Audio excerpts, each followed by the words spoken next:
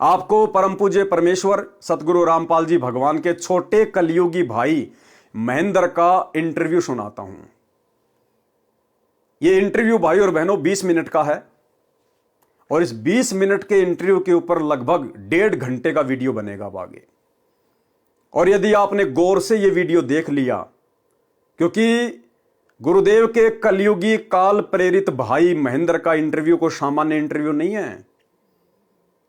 इस महेंद्र के मुख से प्रत्येक शब्द काल प्रेरणा से निकले हैं और दूसरी तरफ आप और हम आत्माओं की आंखें खोलने के लिए गुरुदेव भगवान ने निकलवाए हैं। क्योंकि ये महेंद्र गुरुदेव का छोटा भाई जिस प्रकार 650 साल पहले कमाल परमात्मा की बगिया को संगत को उजाड़ने के लिए आया था, ठीक इसी प्रकार वर्तमान में ये महेंद्र दास सतगुरु रामपाल जी का रिश्ते में छोटा भाई ये काल का विशेष एजेंट है। और काल ने इसको सतगुरु रामपाल जी के भाई के रूप में उस परिवार में इसीलिए पैदा किया है कि आगे चलकर ये संगत को तोड़ सके, संगत में कुसंगत पैदा कर सके। और परमात्मा ने इस इंटरव्यू के माध्यम से महेंद्र का सारा काला चिट्ठा उजागर करवाना था। यह इंटरव्यू यदि आपने ध्यान से देख लिया, आज आपके अंदर कोई शंका नहीं रह जाएगी। और यदि आप भक्ति चाहने वाली आत्मा होंगी और यदि आप अनजाने में आज गुरुदेव भगवान की गैर हाजिरी में इन सतलोक आश्रमों से जुड़ी होंगी, आप 2 सेकंड में इनसे अपना पीछा छुड़वाकर साध संगति से जुड़ जाएंगे, मर्यादित भक्ति करने लग जाएंगे। तो आपको ये इंटरव्यू दास दिखाता है, 20 मिनट का इंटरव्यू है और दास इसके ऊपर आपको अच्छे प्रकार से गुरुदेव भगवान के आशीर्वाद से विश्लेषण करके समझाएगा और आपकी आंखें खुलेंगी। तो ये महापुरुष, ये महामूर्ति महेंद्र जी आपकी नजरों के सामने दर्शन कर लीजिए यदि आपने अभी तक इनके दर्शन नहीं किए हैं तो। सन 2013 में इन्होंने अपना इंटरव्यू दिया सतलोक आश्रम बरवाड़ा में। सबसे पहली बात, आपने जितने भी इंटरव्यू देखे हैं भगत भाई बहनों के सतलोक आश्रम बरवाड़ा में, क्योंकि ज्यादातर भगत भाई बहनों ने सतलोक आश्रम बरवाड़ा में ही अपने इंटरव्यू दिए, अपने अनुभव बताए हैं। ठीक है, अगर कोई पैर से लंगड़ा है, कोई भयंकर बीमार है, उसने तो चारपाई पर बैठकर या चेयर पर बैठकर अपना इंटरव्यू दिया है। लेकिन जो स्वस्थ थे उन्होंने दरबार साहिब में खड़े होकर ही अपने इंटरव्यू दिए हैं। लेकिन ये महाशय जी, ना ये कोई रोगी हैं, ना इनको कोई पैर में कोई लंग है, ना इनको कैंसर है, दोनों पैर इनके स्वस्थ हैं, लेकिन ये बैठ के इंटरव्यू दे रहे हैं, बैठकर इंटरव्यू दे रहे हैं। इनको भी अन्य भगत भाई बहनों की तरह खड़ा होकर इंटरव्यू देना चाहिए था। इन्हें पता होना चाहिए कि मेरे सभी भगत भाई बहन खड़े होकर इंटरव्यू देते हैं, इन्हें भी एक सभ्य भगत की बाती खड़ा होकर अपना इंटरव्यू देना चाहिए था दरबार साहिब के सामने। लेकिन वह नहीं दिया। जहां पर ये अपनी चेयर डाल के बैठा करते थे शंका समाधान के रूम में, वहीं पर इन्होंने अपना स्पेशल इंटरव्यू दिया। अब इन्होंने क्या इंटरव्यू दिया, एक एक शब्द को भाई और बहनों ध्यान से सुनना। यह मौका आप जियों को सत्य से परिचित होने का बार बार नहीं मिलेगा। परमात्मा जबरदस्ती सच्चाई मुंह फाड़ के आपके गले में डालने के लिए नहीं आएंगे। परमात्मा किसी को निमित्त ही बनाएगा और जो अच्छी आत्मा होंगी, यानी जो लोहा होगा, वो चुंबक से चिपक जाएगा। और जो मान बढ़ाई से जो ग्रस्त होगा, जो अहंकारी जीव होगा, वो हम सत्सेवकों की बातों पे ध्यान नहीं देगा। चुंबक से कभी भी सोना चांदी नहीं चिपकते, चुंबक से केवल लोहा चिपकता है, लोहा। तो जो अच्छी आत्मा होगी वो तो इन इंटरव्यू को देखकर समझ जाएगी। इंटरव्यू की शुरुआत करता हूं और जहां जहां आवश्यकता पड़ेगी आप जियों को गुरुदेव के आशीर्वाद से समझाऊंगा, ध्यान से सुनिएगा। नमस्कार जी। नमस्कार जी। क्या शुभ नाम है जी आपका? मेरा नाम महेंद्र दास है, गांव धनाना, जिला सोनीपत, हरियाणा का रहने वाला हूं और मैं संत रामपाल जी का छोटा भाई हूं नाते में। संत रामपाल जी महाराज की शरण में आने से पहले आप कौन सी भक्ति करते थे? वैसे तो भक्ति की रुचि बचपन से ही थी, फिर महाराज जी का बचपन से साथ मिलने से हनुमान जी की भक्ति, भगवान शिव के व्रत रखना शिवलिंग पे जल चढ़ाना। वह भगवान विष्णु जी को विशेष रूप से मानता था, भगवान श्री कृष्ण जी को। ध्यान देना, महेंद्र जी सतगुरु रामपाल जी भगवान की शरण में आने से पहले, भक्ति मार्ग से जुड़ने से पहले, भगवान विष्णु उर्फ श्री कृष्ण जी को अपना इष्ट मानते थे। इन्होंने खुद स्वीकार किया है कि मैं भगवान विष्णु उर्फ श्री कृष्ण जी को विशेष तौर पर मानता था। लेकिन विश्वास इनको कबीर ही भगवान है, सतगुरु रामपाल जी से सार नाम लेने के बाद भी नहीं हुआ था। ये आगे अपने मुख कमल से ही आपको सुनाएंगे। लेकिन ये पॉइंट आपके लिए याद करना बहुत जरूरी है, क्योंकि इसी पॉइंट के ऊपर इस व्यक्ति के अंदर जो शैतान छुपा हुआ है वो आपको दिखाई देगा। ये श्री विष्णु उर्फ श्री कृष्ण जी के कट्टर पुजारी थे। ध्यान से सुनिएगा। वह भगवान विष्णु जी को विशेष रूप से मानता था, भगवान श्री कृष्ण जी को। जो आम हिंदू लोग करते हैं वही भक्ति हम करते थे। फिर मैं नौकरी लग गया, गुरु जी संत रामपाल जी से मैं दूर हो गया। मैं चंडीगढ़ रहा 8 साल, वहाँ जाकर के रुचि भी खत्म हो गई। संत रामपाल जी महाराज की शरण में कैसे आए? फिर मैं 1991 में मैं चंडीगढ़ से रोहतक आ गया और एसपी रोहतक का मैं ड्राइवर लग गया। मेरी पुलिस डिपार्टमेंट में नौकरी थी और महाराज जी पहले सिरसा वगैरह में पोस्टेड थे, जूनियर इंजीनियर की। और गुरुजी फिर रोहतक में पोस्टेड हो गए। गुरुजी, और फिर मिलना जुलना शुरू हो गया। और गुरुजी लंच टाइम में मेरे पास रोजाना आते थे, लगभग 4 महीने लगातार आए और सत्संग की, भक्ति की बातें बताने लगे कि भक्ति करनी चाहिए, भक्ति से दुख दूर होते हैं, सुख मिलता है, मोक्ष मिलता है। लेकिन मेरी रुचि विशेष नहीं थी और मैं महाराज जी को मना भी नहीं कर सकता था कि मेरे पास क्यों आए, क्योंकि बड़े भाई साहब थे। तो मैं अंदर से दुखी बहुत था कि रात को ड्यूटी करते हैं, दिन में आगे बैठ जाते हैं। लेकिन एक दिन मैंने कह ही दिया कि भक्ति में कुछ नहीं रखा, काम करो और बच्चों का पालन पोषण करो, इससे बड़ी कोई भक्ति नहीं है। फिर गुरु जी ने धीरे धीरे आना बंद कर दिया। आपने सुना, महेंद्र की हरियाणा पुलिस डिपार्टमेंट में नौकरी थी। ये रोहतक एसपी के ड्राइवर थे, पुलिस विभाग में थे। 1991 की बात बता रहे हैं। उस समय गुरुदेव भगवान की पोस्टिंग भी रोहतक में हो गई। गुरुदेव भगवान जूनियर इंजीनियर की पोस्ट पर थे, इरिगेशन डिपार्टमेंट में, सिंचाई विभाग में। कहने का मतलब है महेंद्र जी की और पूज्य गुरुदेव भगवान की दोनों की पोस्टिंग कहाँ हो गई? रोहतक में। अब परमात्मा तो परमात्मा है भाई, वो तो अपनी आत्माओं के लिए भटकता है, चाहे कोई दुष्ट हो चाहे कोई सज्जन हो। तो परमात्मा ने देखा कि अगले जन्म में गधा बनेगा, कुत्ता बनेगा, लोगों की झूठी लेटरिन खाएगा, गोबर खाएगा, झूठी किसी की उल्टी को चाटेगा। क्यों ना इसको भक्ति मार्ग से जोड़ दूं, इसको ज्ञान समझा दूं। सबके प्रति परमात्मा की ऐसे ही समदृष्टि होती है। तो गुरुदेव भगवान लंच टाइम में महेंद्र जी के पास में आते और इनको भक्ति के बारे में समझाते कि भाई भक्ति करनी चाहिए, भक्ति बिना कुछ भी नहीं है, आने वाले समय में फिर दुख उठाएंगे, परेशानियां उठाएंगे। तो महेंद्र जी बता रहे हैं, क्योंकि परमात्मा की वाणी है भाई और बहनों, कि वाणी ही से पहचानिए कुटिल नीत की घात, अंदर की करनी की निकले मुंह से बात। तो महेंद्र जी अपने मुंह से अपनी सारी कथा बता रहे हैं कि मैं उनसे बहुत ज्यादा दुखी था, अपने बड़े भाई से, संत रामपाल जी से बहुत दुखी था कि दिन में तो ड्यूटी करते हैं, फिर ये आकर बैठ जाते हैं भक्ति करो भक्ति करो।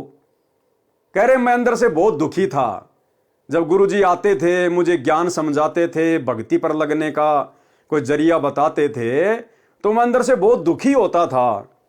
अब मेरे बड़े भाई थे इसलिए मैं मना भी नहीं कर सकता था। लेकिन एक दिन तो मैंने हिम्मत करके कह दिया, जैसे कि बहुत बड़ा कोई सूरवीर वाला काम कर दिया हो, कि एक दिन तो मैंने हिम्मत करके कह दिया कि कुछ नहीं रखा भक्ति वक्ति में, अपना काम धंधा करो, अपने बच्चों का पालन पोषण करो, इससे बड़ी कोई भक्ति नहीं है। और धीरे धीरे फिर गुरुजी ने मेरी अरुचि देखकर आना बंद कर दिया। तो इससे हमें क्या शिक्षा मिलती है भाई और बहनों? परमात्मा हमें सत्संगों में अच्छी आत्मा और काल की आत्मा, इन दोनों के विषय में बताते हैं कि जो अच्छी आत्मा होती है, जो युगों युगों से परमात्मा की भक्ति कर रही होती है, वो आत्मा एक झटके में समझ जाती है। गुरुदेव कहते हैं ज्ञान का और घाम का चमका सा होता है। ज्ञान यानी जिसको भक्ति मार्ग पर जुड़ना होता है, जिसको सफलता प्राप्त करनी होती है, वो आत्मा तो एक झटके में समझ जाती है। एक शब्द लग जाता है उसके और तुरंत भक्ति पे लग जाता है। और जो काल की आत्मा होती है, जो अच्छी आत्मा नहीं होती, उसको चाहे कितना ही समझा दो, गुरुदेव कहते हैं वो तो चिकना घड़ा हो जाता है, चिकना घड़ा, फिर उसके ऊपर असर नहीं पड़ता है। तो ये जो महेंद्र जी हैं, ये चिकने घड़े थे, चिकने घड़े। ये उन आत्माओं में नहीं है जो परमेश्वर की विशेष आत्माएं होती हैं। ये छोटा सा सत्संग गुरुदेव का 30 सेकंड का, कि ज्ञान का और घाम का चमका ही होता है। अच्छी आत्माओं को तो एक बार में समझ में आ जाती है। एक कै चोट सिधारिया जिन्हें गुरु मिलन दी आस। जिनको परमात्मा चाहिए, जो परमात्मा की आत्मा होती है, उनको तो एक ही चोट काफी होती है भक्ति मार्ग पर लगने के लिए।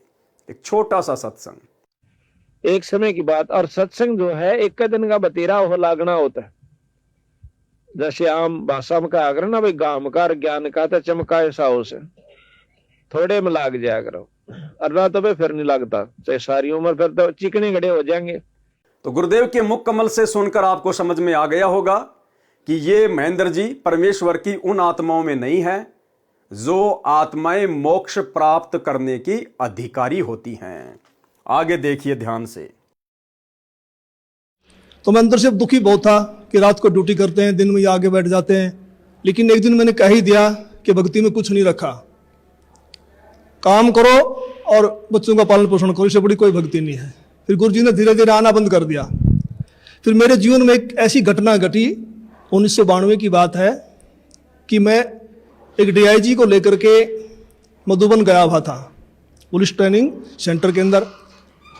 रात को वहाँ ठहरे, मैं सुबह सोकर उठा तो मैंने देखा, मैं चारपाई पर लेटा हुआ, मेरी आंखें खुल गई। तो लेटे लेटे मैं क्या देख रहा हूं कि मेरे पैरों की तरफ उस मकान यानी कमरे में 2 खिड़कियां थी। एक खिड़की में महाराज जी कम से कम 8-10 फीट ऊपर आसमान में बैठे हैं। वो सीन मुझे आज तक याद है। काले रंग के चश्मे लगा रखे थे, लाइनिंग वाला शर्ट, काली पैंट, और ऐसे बैठे हैं जैसे पद्मासन होता है, हाथ जोड़कर। तो संत रामपाल जी की तरफ 2 पैर दिखाई दे रहे हैं, घुटने से नीचे बिल्कुल लाल रंग के, जैसे सूर्य सुबह निकलता है। तो मैं देख कर डर गया। मैंने अपनी घड़ी देखी, उस द्वार पे एक घड़ी लगी हुई थी, उसको देखा भी 7 बज गए हैं। दूसरी खिड़की से देखा तो शहतूत का पेड़ है, चिड़िया बैठी हैं। लेकिन मैं ये सीन क्या देख रहा हूँ, कम से कम 5 मिनट मैंने सीन को देखा। तो मैं डर गया कि मैंने समझा कि भी कहीं गुरु जी मर गए हैं, उनकी आत्मा मुझे मिलने के लिए आ रही है। अब उसमें फ़ोन भी नहीं थे, मैं डीआईजी को बोल भी नहीं सकता था कि मेरा भाई मर गए हैं। तो मैं बहुत चिंतित हो गया। हम 1 बजे मधुबन से रोहतक के लिए चले, हम लगभग 3 बजे वहाँ पहुँच गए। मैं गाड़ी खड़ी करके सीधा मकान पे गया, गुरुजी के मकान के ऊपर। तो जाके मैंने देखा गुरुजी ठीक ठाक मिले, मन में शांति हुई। तो गुरुजी ने पूछा भी कैसे आना हुआ आज दिन में, कैसे टाइम मिल गया। तो मैंने घटना के बारे में बताया। मैंने कहा जी मैंने तो ऐसे ऐसे एक घटना देखी सुबह सुबह, मैं डर गया कहीं आप मर ना गए हो। तो महाराज जी ने कहा कि मेरे स्वरूप में कबीर परमेश्वर आए थे और अब आपको भक्ति मिल जाएगी। क्या कह रहे हैं महेंद्र जी कि जब मैंने उस घटना का जिक्र अपने भाई से किया, यानी सतगुरु रामपाल जी के पास जाकर किया कि जी मैंने तो ऐसी ऐसी घटना देखी थी और मैं तो डर गया था कि कहीं आप मर ना गए हों। तो गुरुदेव भगवान ने क्या कहा? गुरुदेव भगवान ने कहा कि आपको मेरे स्वरूप में कबीर परमात्मा के दर्शन हुए और अब आपको भक्ति मिल जाएगी। भाई और बहनों, शब्दों पे विचार करना। महेंद्र जी अपने मुख कमल से कह रहे हैं, मैं पवन दास कुछ नहीं कह रहा। जब महेंद्र जी ने पूरी कथा बताई तो गुरुदेव ने कहा कि आपको मेरे रूप में, मेरे स्वरूप में कबीर परमात्मा मिले, उनके दर्शन हुए और अब आपको भक्ति मिल जाएगी। भाई सन 1991 में भला सतगुरु रामपाल जी के रूप में कबीर जी दर्शन क्यों देंगे? क्या कबीर जी का अपना कोई अलग से रूप नहीं है क्या? अरे कबीर जी तो वो दाढ़ी मूछ वाले, लंबी लंबी दाढ़ी, लंबी लंबी मूछ, वो है कबीर जी। तो कबीर जी को अपने वास्तविक रूप में दर्शन देने में किस बात का डर है? भाई फिर कबीर में और काल में क्या अंतर हुआ? ना तो वो काल दर्शन देता और ना वो कबीर दर्शन देता दाढ़ी मूछ वाला। वो काल भी ब्रह्मा विष्णु महेश के रूप में अपने भक्तों को दर्शन दे देता है और इधर कबीर जी संत रामपाल जी के रूप में अपने भक्तों को दर्शन दे रहे हैं, अन्य को दर्शन दे रहे हैं। तो काल में और कबीर में क्या अंतर हुआ जो किसी के सामने नहीं आ रहे अपने असली रूप में? लेकिन शब्दों को पकड़ना भाई और बहनों, काल की तो मजबूरी है, काल को तो श्राप लगा हुआ है, लेकिन उस कबीर जी को कौन सा श्राप लगा हुआ है? उनकी क्या मजबूरी है जिन्होंने संत रामपाल जी के रूप में दर्शन दिए महेंद्र जी को, जिस समय तक महेंद्र जी ने नाम दीक्षा भी नहीं ले रखी थी। तो शब्दों को पकड़ना भाई और बहनों, गुरुदेव ने कहा कि मेरे रूप में, जबकि 1991 में तो सतगुरु रामपाल जी केवल एक भगत की भूमिका में थे। ना उनको सत्संग करने का आदेश था, ना उनको नाम दीक्षा देने का आदेश था। और ऐसे ऐसे तो आदरणीय राम देवानंद जी के 9 लाख भगत थे। फिर वो कबीर भगवान सतगुरु रामपाल जी के रूप में दर्शन क्यों देगा महेंद्र जी को? क्योंकि यही कबीर जी का वास्तविक रूप है। सतगुरु रामपाल जी स्वयं ही कबीर भगवान है, कबीर परमात्मा है। गुरुदेव ने कहा कि मेरे स्वरूप में कबीर भगवान ने दर्शन दिए।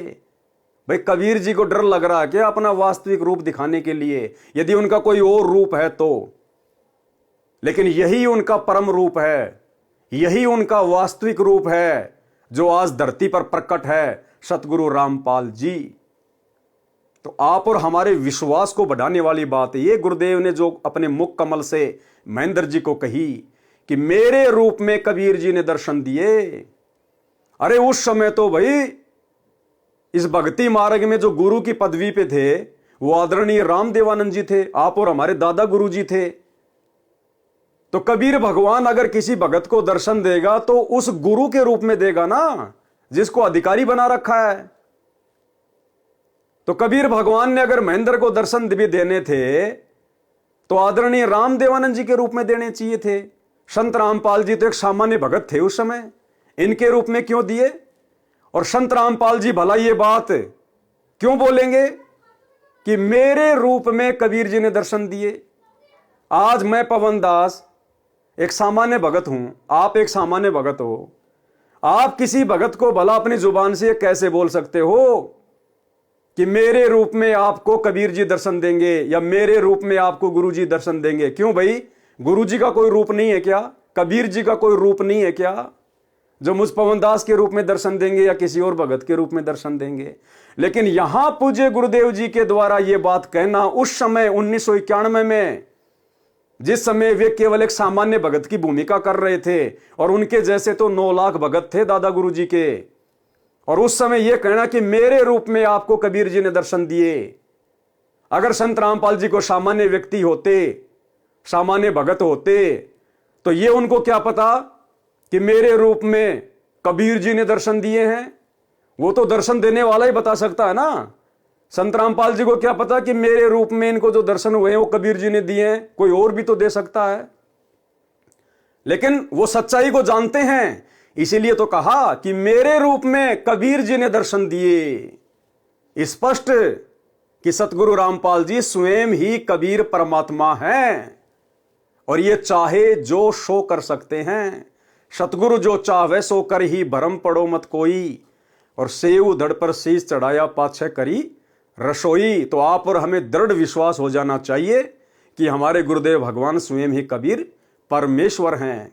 और इस काल की आत्मा को अपनी शरण में लेने के लिए, भक्ति मार्ग पर लगाने के लिए गुरुदेव ने इस लीला को जन्म दिया, इस घटना को घटित किया गुरुदेव ने, इसको अपनी भक्ति पर लगाने के लिए।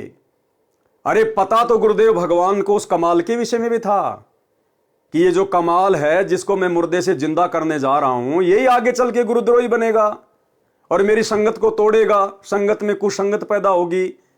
उनको तो सब पता था, अंतर्यामी थे ना, फिर भी उन्होंने कमाल को क्यों मुर्दे से जिंदा किया, सब कुछ पता होने के बावजूद भी।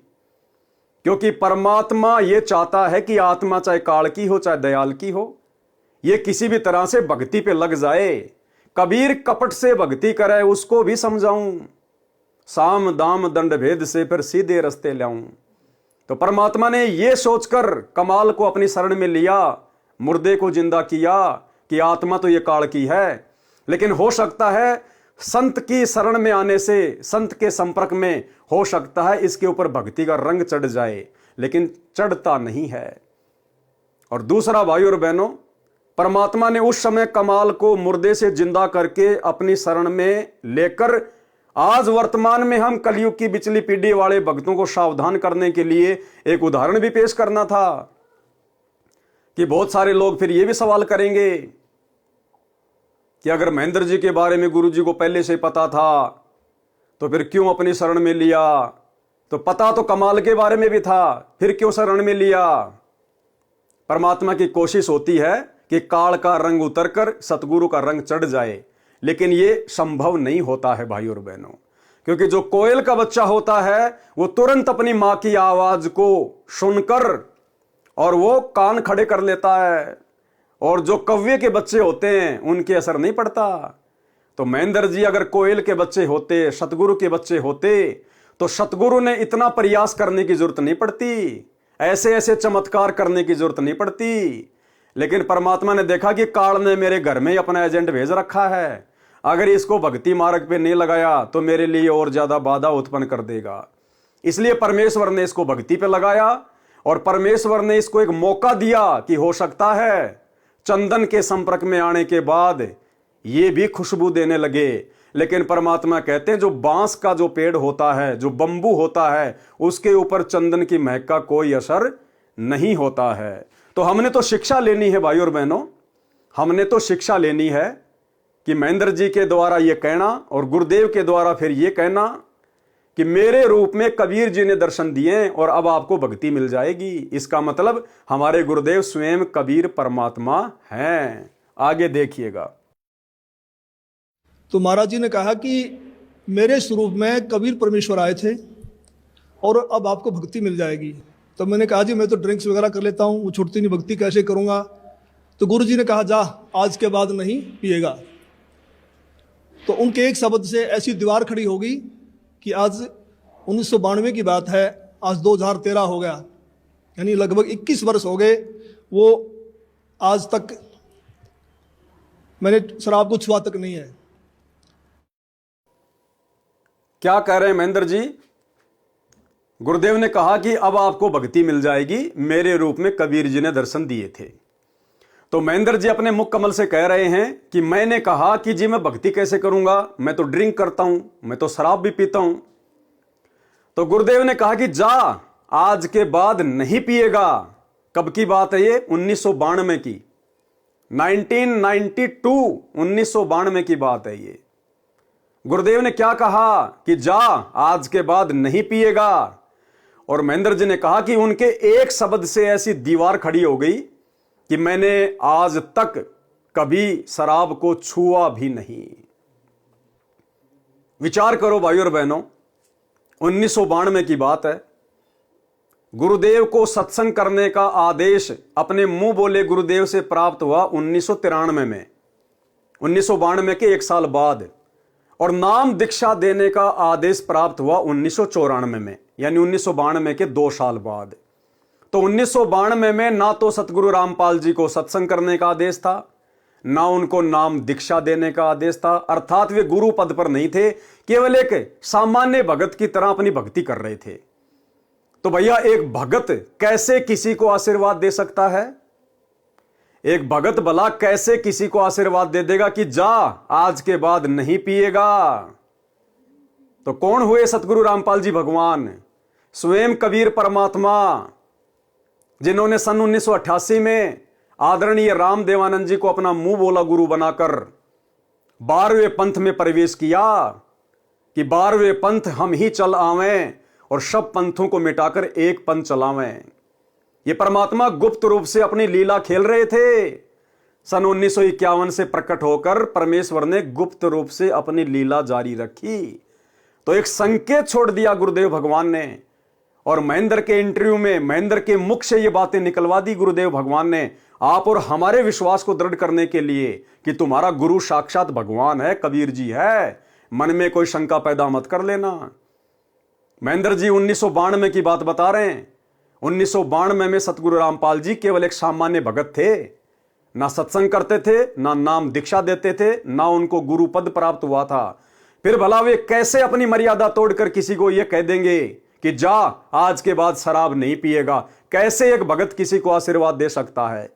लेकिन भाई वो सामान्य भगत नहीं थे उस समय, वो स्वयं कबीर परमात्मा थे, केवल एक सामान्य भगत की भूमिका निभा रहे थे। हम नित्य नियम पढ़ते हैं, वाणी नंबर 50 और 51, गरीब साहिब से सतगुरु भय, सतगुरु से भय साध, और ये तीनों अंग एक हैं, गति कुछ अगम अगाध। गरीब साहिब से सतगुरु भय, सतगुरु से भय संत, और धर धर वेख विशाल अंग, ये खेल है आदि और अंत। तो साहिब तो ये शुरू से ही है। 1951 में प्रकट होकर आम व्यक्ति की भूमिका करते हुए 17 फरवरी 1988 को इन्होंने गरीबदास जी की वाणी के अनुसार, कबीर परमेश्वर जी की वाणी के अनुसार 12वें पंथ में प्रवेश किया कि 12वें पंथ हम ही चलावें, सब पंथों को मिटाकर एक पंथ चलावें। और आदरणीय राम देवानंद जी को अपना मुंह बोला गुरु बनाया, जैसे 650 साल पहले इसी कबीर परमेश्वर ने पंडित रामानंद जी को अपना मुंह बोला गुरु बनाया। दुनिया की नजरों में तो कबीर जी पंडित रामानंद जी के शिष्य थे, लेकिन पंडित रामानंद जी की नजरों में कबीर जी उनके गुरु थे। तो वही खेल वर्तमान में परमेश्वर खेल रहे थे सन 1988 से। तो महेंद्र जी को 1992 में आशीर्वाद देना और वो शब्द महेंद्र के ऊपर फिट हो जाना, ये साबित करता है कि सतगुरु रामपाल जी पूर्ण ब्रह्म परमेश्वर हैं, स्वयं कबीर देव हैं। सुनिए ध्यान से। तो मैंने कहा जी मैं तो ड्रिंक्स वगैरह कर लेता हूँ, वो छुटती नहीं, भक्ति कैसे करूँगा? तो गुरु जी ने कहा जा आज के बाद नहीं पिएगा। तो उनके एक शब्द से ऐसी दीवार खड़ी हो गई कि आज 1992 की बात है, आज 2013 हो गया, यानी लगभग 21 वर्ष हो गए। वो आज तक मैंने शराब को छुआ तक नहीं है। तो उसके बाद गुरुजी ने अपने गुरुजी से मुझे नाम दिलवाया, संत राम देवानंद जी महाराज से। उस समय गुरुजी को आज्ञा नहीं थी नाम की। मैं भक्ति में जरूर लगा, क्योंकि महाराज जी बताते थे कबीर साहब पूर्ण परमात्मा हैं, इनसे सबसे ऊपर हैं। तो मैंने उनको उदाहरण दिया कि पुलिस में तो ऐसे होता है, उस समय पुलिस वाले बहुत नाजायज़ किया करते। कोई कहता मैं फलांगा सिपारसी हूँ, उसको पकड़ लिया तो उसकी कुटाई कर देते थे, फोन आता छोड़ देते, हमें नहीं पता जी आपका था। कहीं ऐसा ना हो कि ये नीचे देव देवता हमें कूट दें और जब तो कबीर साहब ऊपर से आए। लेकिन मैं लगा जरूर रहा, लेकिन विशेष विश्वास नहीं था कि कबीर साहब पूर्ण परमात्मा है। तो महाराज जी ने कहा कि आप ये नाम जपते रहो, इन नाम से आपका विश्वास हो जाएगा। तो फिर 1994 में गुरु जी को आज्ञा होगी नाम की। फिर महाराज जी ने दोबारा से हमारे को नाम दिए, फिर सार नाम दिया। मैं भक्ति में लगा रहा, लेकिन कबीर साहब के बारे में मैं पूछता था कि वेदों में दिखाओ, गीता जी में दिखाओ। तो महाराज जी कहते समय आने तो सब कुछ दिखाऊंगा मैं, अब ये करते रहो। 2 पॉइंट भाई और बहनों, गुरुदेव भगवान ने अपने छोटे भाई महेंद्र को अपने मुंह बोले गुरु आदरणीय राम देवानंद जी से उपदेश दिलवाया। और उस समय भी महेंद्र जी बार बार गुरुदेव से पूछा करते थे कि जी मुझे विश्वास नहीं हो रहा कि कबीर ही भगवान है, क्योंकि ये तो श्री कृष्ण जी के कट्टर पुजारी थे, विष्णु जी के भगत थे। उसके बाद सन 1994 में सतगुरु रामपाल जी को नाम दीक्षा देने का आदेश प्राप्त हो गया। तो महेंद्र जी की मजबूरी हो गई सतगुरु रामपाल जी को अपना गुरु धारण करना, क्योंकि आदरणीय राम देवानंद जी ने सारी संगत को कह दिया था कि आज के बाद संत रामपाल जी ही सबके गुरु हैं, जो इनसे नाम दीक्षा नहीं लेगा वो मेरा कुछ नहीं लगता। तो महेंद्र जी की मजबूरी हो गई। महेंद्र जी ने अपने बड़े भाई को अपना गुरु धारण कर लिया सन 1994 में। और फिर महेंद्र जी कह रहे हैं कि सतगुरु रामपाल जी से उपदेश लेने के बाद मैं भक्ति पे लग गया, फिर गुरुजी ने मुझे सतनाम दिया, फिर मुझे सारनाम भी दिया। ये सारनाम ध्यान रखना कि गुरुजी ने मुझे सारनाम दे दिया, लेकिन फिर भी मुझे विश्वास नहीं था कि कबीर जी ही भगवान हैं। अरे क्या सतगुरु रामपाल जी ऐसी गलती करेंगे? जिस भगत को यह विश्वास ना हो कि कबीर ही भगवान है, क्या उसको सतगुरु रामपाल जी कभी सारनाम देंगे? लेकिन महेंद्र जी कह रहे हैं कि मुझे तो सारनाम दे दिया था, और सारनाम लेने के बाद भी मुझे विश्वास नहीं था कि कबीर जी भगवान है। इसका मतलब वो सारनाम ओरिजिनल नहीं दिया। अभी तक गुरुदेव भगवान ने किसी को सारनाम ओरिजिनल नहीं दिया है। अरे ये अंतर्यामी परमात्मा, सारी सृष्टि का मालिक सतगुरु रामपाल जी भगवान क्या ऐसी गलती करेंगे? इस कबीर पंथ में जिसको कबीर पर विश्वास नहीं है कि कबीर ही भगवान है, उसको भला कबीर का वो अनमोल नाम कैसे दे दिया जाएगा? लेकिन महेंद्र जी कह रहे हैं कि मैंने सतगुरु रामपाल जी से नाम ले लिया 1994 में, उसके बाद गुरुजी ने मुझे सार नाम दे दिया, लेकिन फिर भी मुझे विश्वास नहीं था कि कबीर जी ही भगवान हैं। और मैं गुरुजी से कहता था कि मुझे शास्त्रों में दिखाओ, मुझे वेदों में दिखाओ, तो गुरुजी कहते थे आप ये भक्ति करते रहो, समय आने पे आपको सब कुछ दिखाएंगे। अब सार नाम किस आत्मा को दिया जाता है, सार नाम की क्या शर्त है, ये आपको पूज्य गुरुदेव जी के भक्ति विधान से समझाते हैं, और आपको गुरुदेव के मुख कमल से सुनाएंगे, तभी आपको विश्वास होगा। तो एक छोटा सा सत्संग 30 सेकंड का सतगुरु रामपाल जी परमेश्वर स्पष्ट कर रहे हैं कि ये 3 मंत्र का जो नाम है, जो सार नाम है 3 मंत्र का, ये तो उस आत्मा को दिया जाता है जिस आत्मा की नस नस में यह समा जाता है कि कबीर ही भगवान है, कबीर ही भगवान है। और महेंद्र जी कह रहे हैं कि मैंने तो सार नाम भी ले लिया था, उसके बाद भी मेरे को विश्वास नहीं था कि कबीर जी भगवान है। तो भला सतगुरु रामपाल जी ऐसी गलती कैसे कर सकते हैं भाई? हम तो सोच भी नहीं सकते। तो गुरुदेव भगवान ने अभी तक किसी को ओरिजिनल सार नाम नहीं दिया। उस समय महेंद्र जी को ओरिजिनल सार नाम नहीं मिला। सुनिए छोटा सा सत्संग, सार नाम किसको मिलता है, सुनिए। सार नाम, ये जो 3 मंत्र का जाप उसी को दिया जाता है जिसकी नस नस में, अर्थात पूर्ण रूप से जिसका विश्वास परमात्मा पूर्ण ब्रह्म कबीर भगवान में हो जाता है कि वही मोक्षदायक है, उसी की पूजा से पूर्ण मोक्ष होता है, और अन्य भगवानों की सतीथि से वो परिचित हो जाता है। ये भगवान नाशवान है, अविनाशी नहीं है, और इनकी साधना से जीव को इतना लाभ होता, स्वर्ग गया, फिर मृत्यु, फिर स्वर्ग गया, फिर नीचे आया, फिर स्वर्ग गया, फिर 83 लाख योनियों भोगी। इस तरह का ये रहट जैसा कुआं, अर्थात ये चक्र अन्य भगवानों की साधनाओं से चलता ही रहेगा। तो भाई और बहनों, आपको विश्वास हो जाना चाहिए कि महेंद्र जी को कौन सा सार नाम प्राप्त है, नकली बंदूक प्राप्त है या ओरिजिनल AK-47 प्राप्त है। आगे बढ़िए, महेंद्र जी क्या कह रहे हैं। तो फिर 1994 में गुरु जी को आज्ञा होगी नाम की, फिर महाराज जी ने दोबारा से हमारे को नाम दिए, फिर सार नाम दिया। मैं भक्ति में लगा रहा, लेकिन कबीर साहब के बारे में मैं पूछता था कि वेदों में दिखाओ, गीता जी में दिखाओ, तो महाराज जी कहते समय आने तो सब कुछ दिखाऊंगा मैं, अब ये करते रहो। तो फिर ऐसी घटना घटी कि एक दिन मैं सोया हुआ था और मेरी आत्मा निकल के ऊपर ब्रह्मांड में चली गई, बहुत ऊंचाई पर। अब आगे का जो वीडियो है वो आपने बहुत ही ध्यान से देखना है, बहुत विशेष पॉइंट है।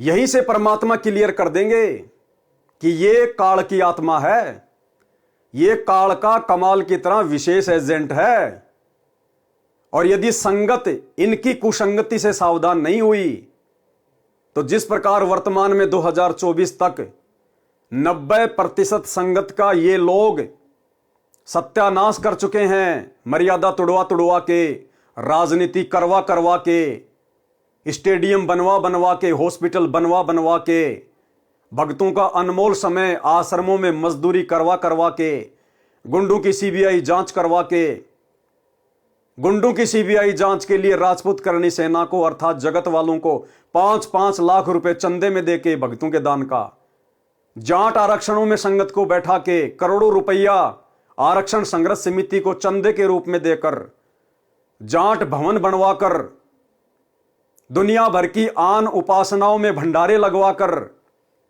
आश्रमों को मजाक बनाकर, मनोरंजन के केंद्र बनाकर और सबकी मर्यादा खंडित करवाकर, जिस प्रकार आज ये भक्तों का सत्यानाश करवा चुके हैं, सबकी मर्यादा तोड़वा चुके हैं।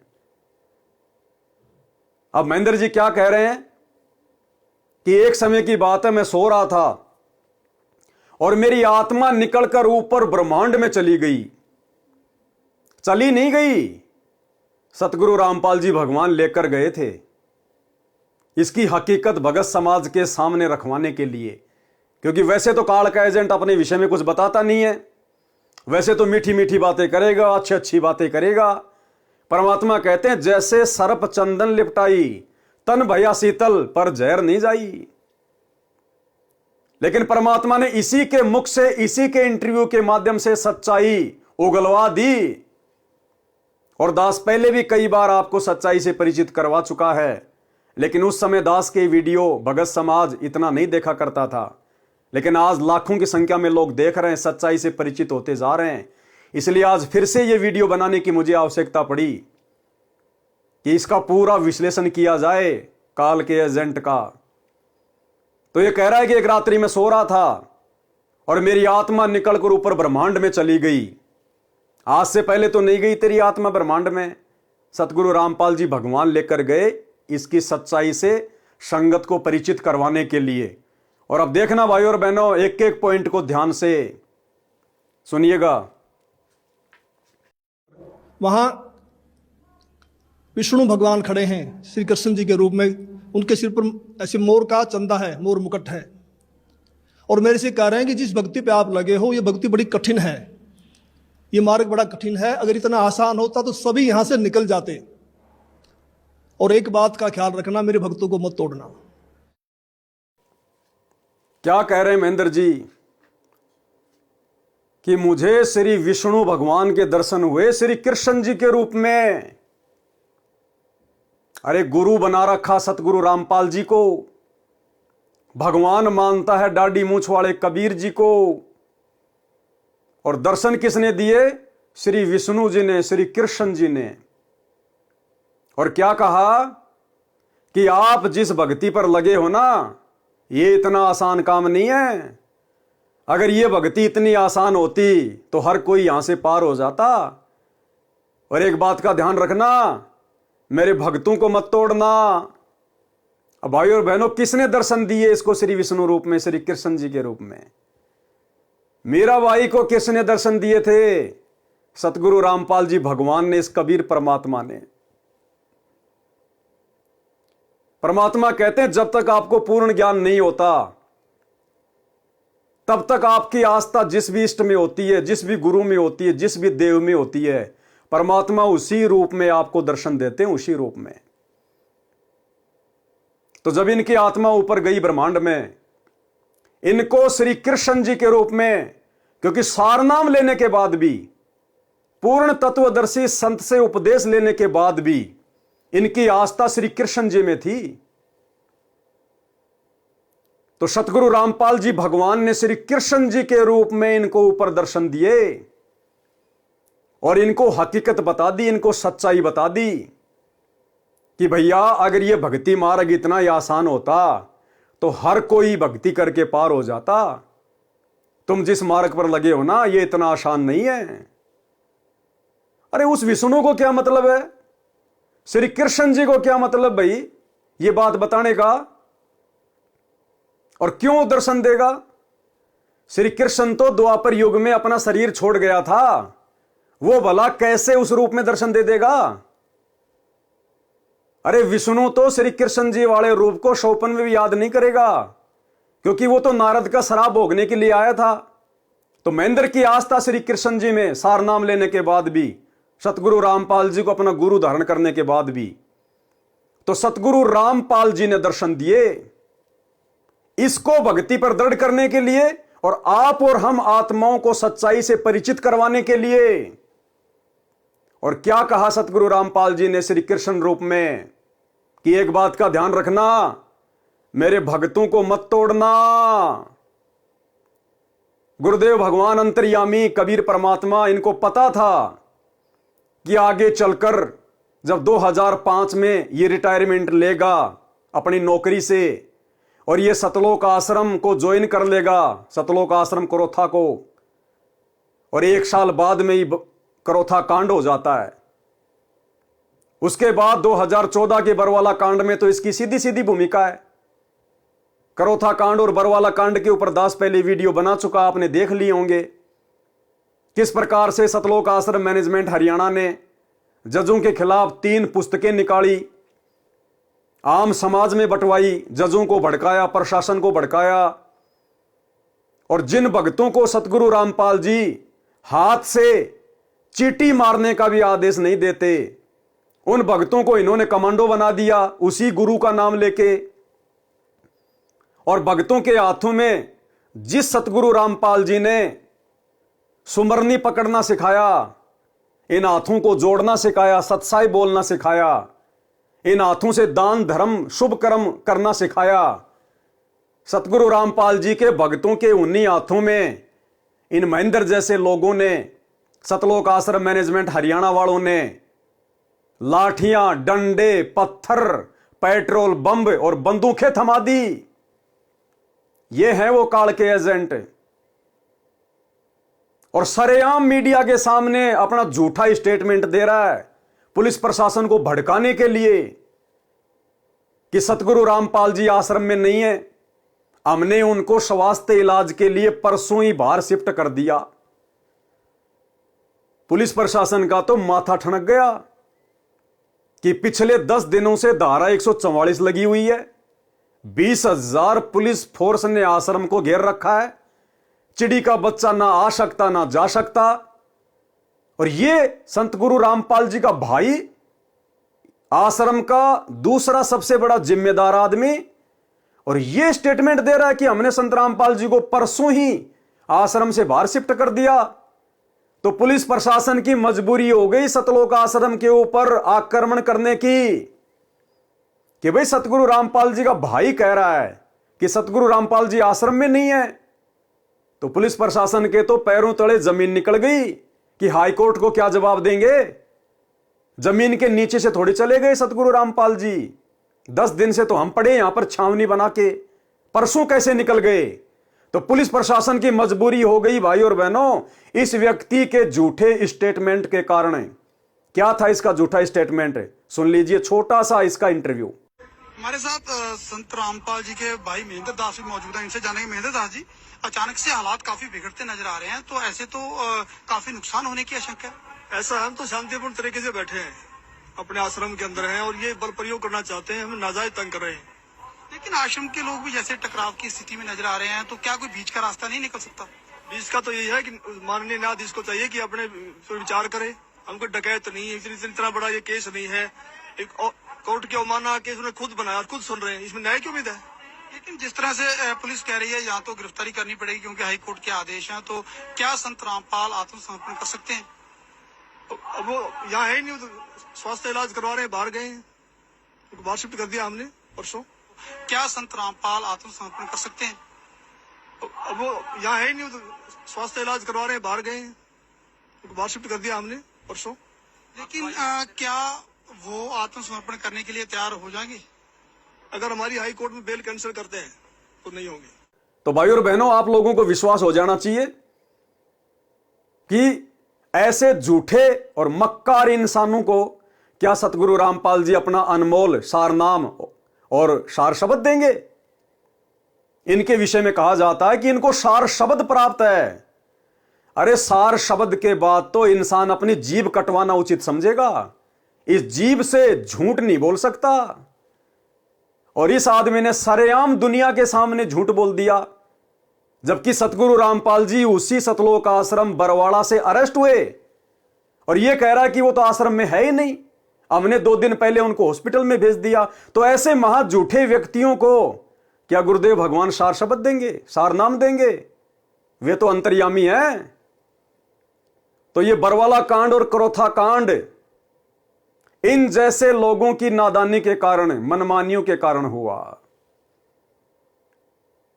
तो परमेश्वर को पता था वे अंतर्यामी हैं, उनको मालूम था कि आगे चलकर ये मेरे भक्तों को तोड़ेगा। भक्तों को तोड़ने का मतलब यह नहीं है कि संत रामपाल जी के भक्तों को पकड़ पकड़ के, उनका कान पकड़ पकड़ के ये कहना कि तू भक्ति छोड़ दे, भाग जा आश्रम से, भक्ति छोड़ दे, भाग जा आश्रम से। नहीं, भक्ति मार्ग पर बेबुद्धि के कार्य करके सबके लिए परेशानी खड़ी कर देना, जो इस महेंद्र ने कर दी भक्तों के लिए और अपने सतगुरुदेव भगवान के लिए, उनको आम व्यक्ति समझकर, उनको मानुष समझकर। तो गुरुदेव भगवान को पहले ही पता था अंतर्यामी थे, अंतर्यामी हैं। और गुरुदेव ने श्री कृष्ण रूप में क्या कहा इसको कि एक बात का ध्यान रखना, ये भक्ति इतनी आसान नहीं है कि महेंद्र तेरे बस की बात नहीं है ये भक्ति करना। अगर इतना आसान होता तो हर कोई भक्ति करके पार हो जाता। और एक चीज का ध्यान रखना, मेरे भक्तों को मत तोड़ना। गुरुदेव भगवान ने श्री कृष्ण रूप में इसको पहले ही कह दिया। अन्यथा ये कौन सा भगत है भाई? अरे ये कौन सी ऐसी विशेष आत्मा है जो श्री विष्णु जी इसके लिए आएंगे? हैं? विष्णु लोक से चलकर श्री कृष्ण, श्री विष्णु आएगा और इसको कहेगा कि मेरे भगत मत तोड़ना। ये कोई महामंडलेश्वर था क्या जो इसने श्री विष्णु जी के भगत तोड़ने शुरू कर दिए थे? ये कोई गुरु पद पे था क्या जो श्री कृष्ण जी के भक्तों को तोड़ रहा था, वृंदावन से पकड़ पकड़ के ला रहा था कि आ जाओ नाम ले लो? आपने कभी इसको कोई पुस्तक बांटते हुए देखा? किसी को ज्ञान समझाते हुए देखा? इसका आपने कोई वीडियो, कोई ज्ञान चर्चा का देखा? तो ये भला कौन सा विष्णु का, श्री कृष्ण जी का भगत तोड़ रहा था जो भगवान विष्णु को टेंशन हो गई और आके इसको समझाया? तो ये सारा खेल सतगुरु रामपाल जी भगवान का आप और हमारी आंखें खोलने के लिए। और इसको विश्वास नहीं हो रहा था कि कबीर जी भगवान है, इसलिए सतगुरु रामपाल जी ने खुद ही श्री कृष्ण जी के रूप में आकर इसको दर्शन दे दिए ताकि इसको विश्वास हो जाए। अब आगे का जो हम वीडियो सुनेंगे, गुरुदेव भगवान ने फिर क्या कहा जब यह घटना महेंद्र ने अपने भाई को बताई, सतगुरु रामपाल जी को बताई कि ऐसे ऐसे मेरी आत्मा ऊपर गई, ऐसे ऐसे श्री कृष्ण जी आ गए और मेरे से ये बात कही। तो आगे आप सुनेंगे गुरुदेव ने स्पष्ट कर दिया कि श्री कृष्ण जी के रूप में कौन था। सुनिए ध्यान से।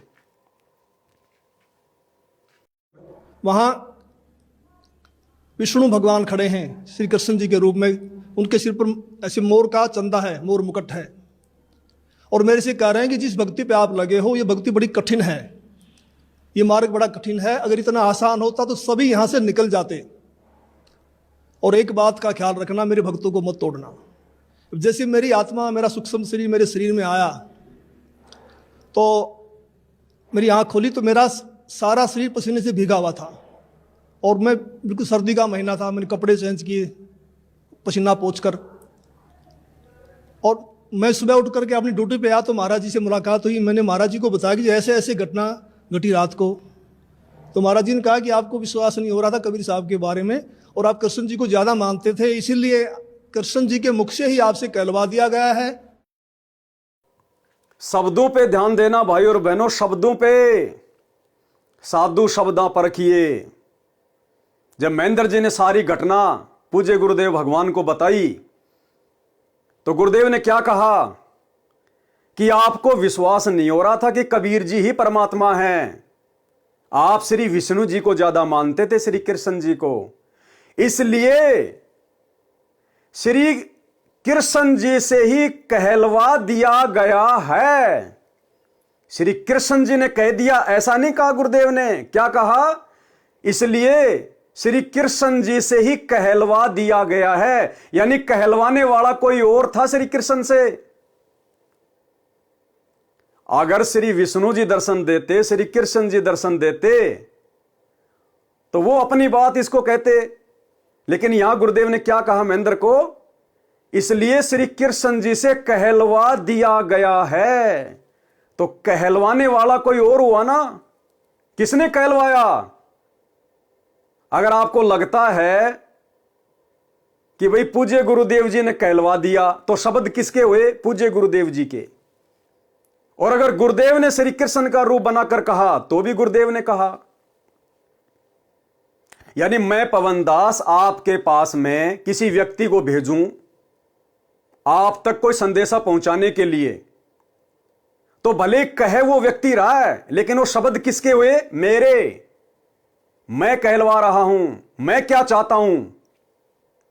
तो इसी प्रकार गुरुदेव ने क्या कहा कि आपको विश्वास नहीं हो रहा था कि कबीर जी पूर्ण परमात्मा है, इसलिए श्री कृष्ण जी के मुख से कहलवा दिया गया है।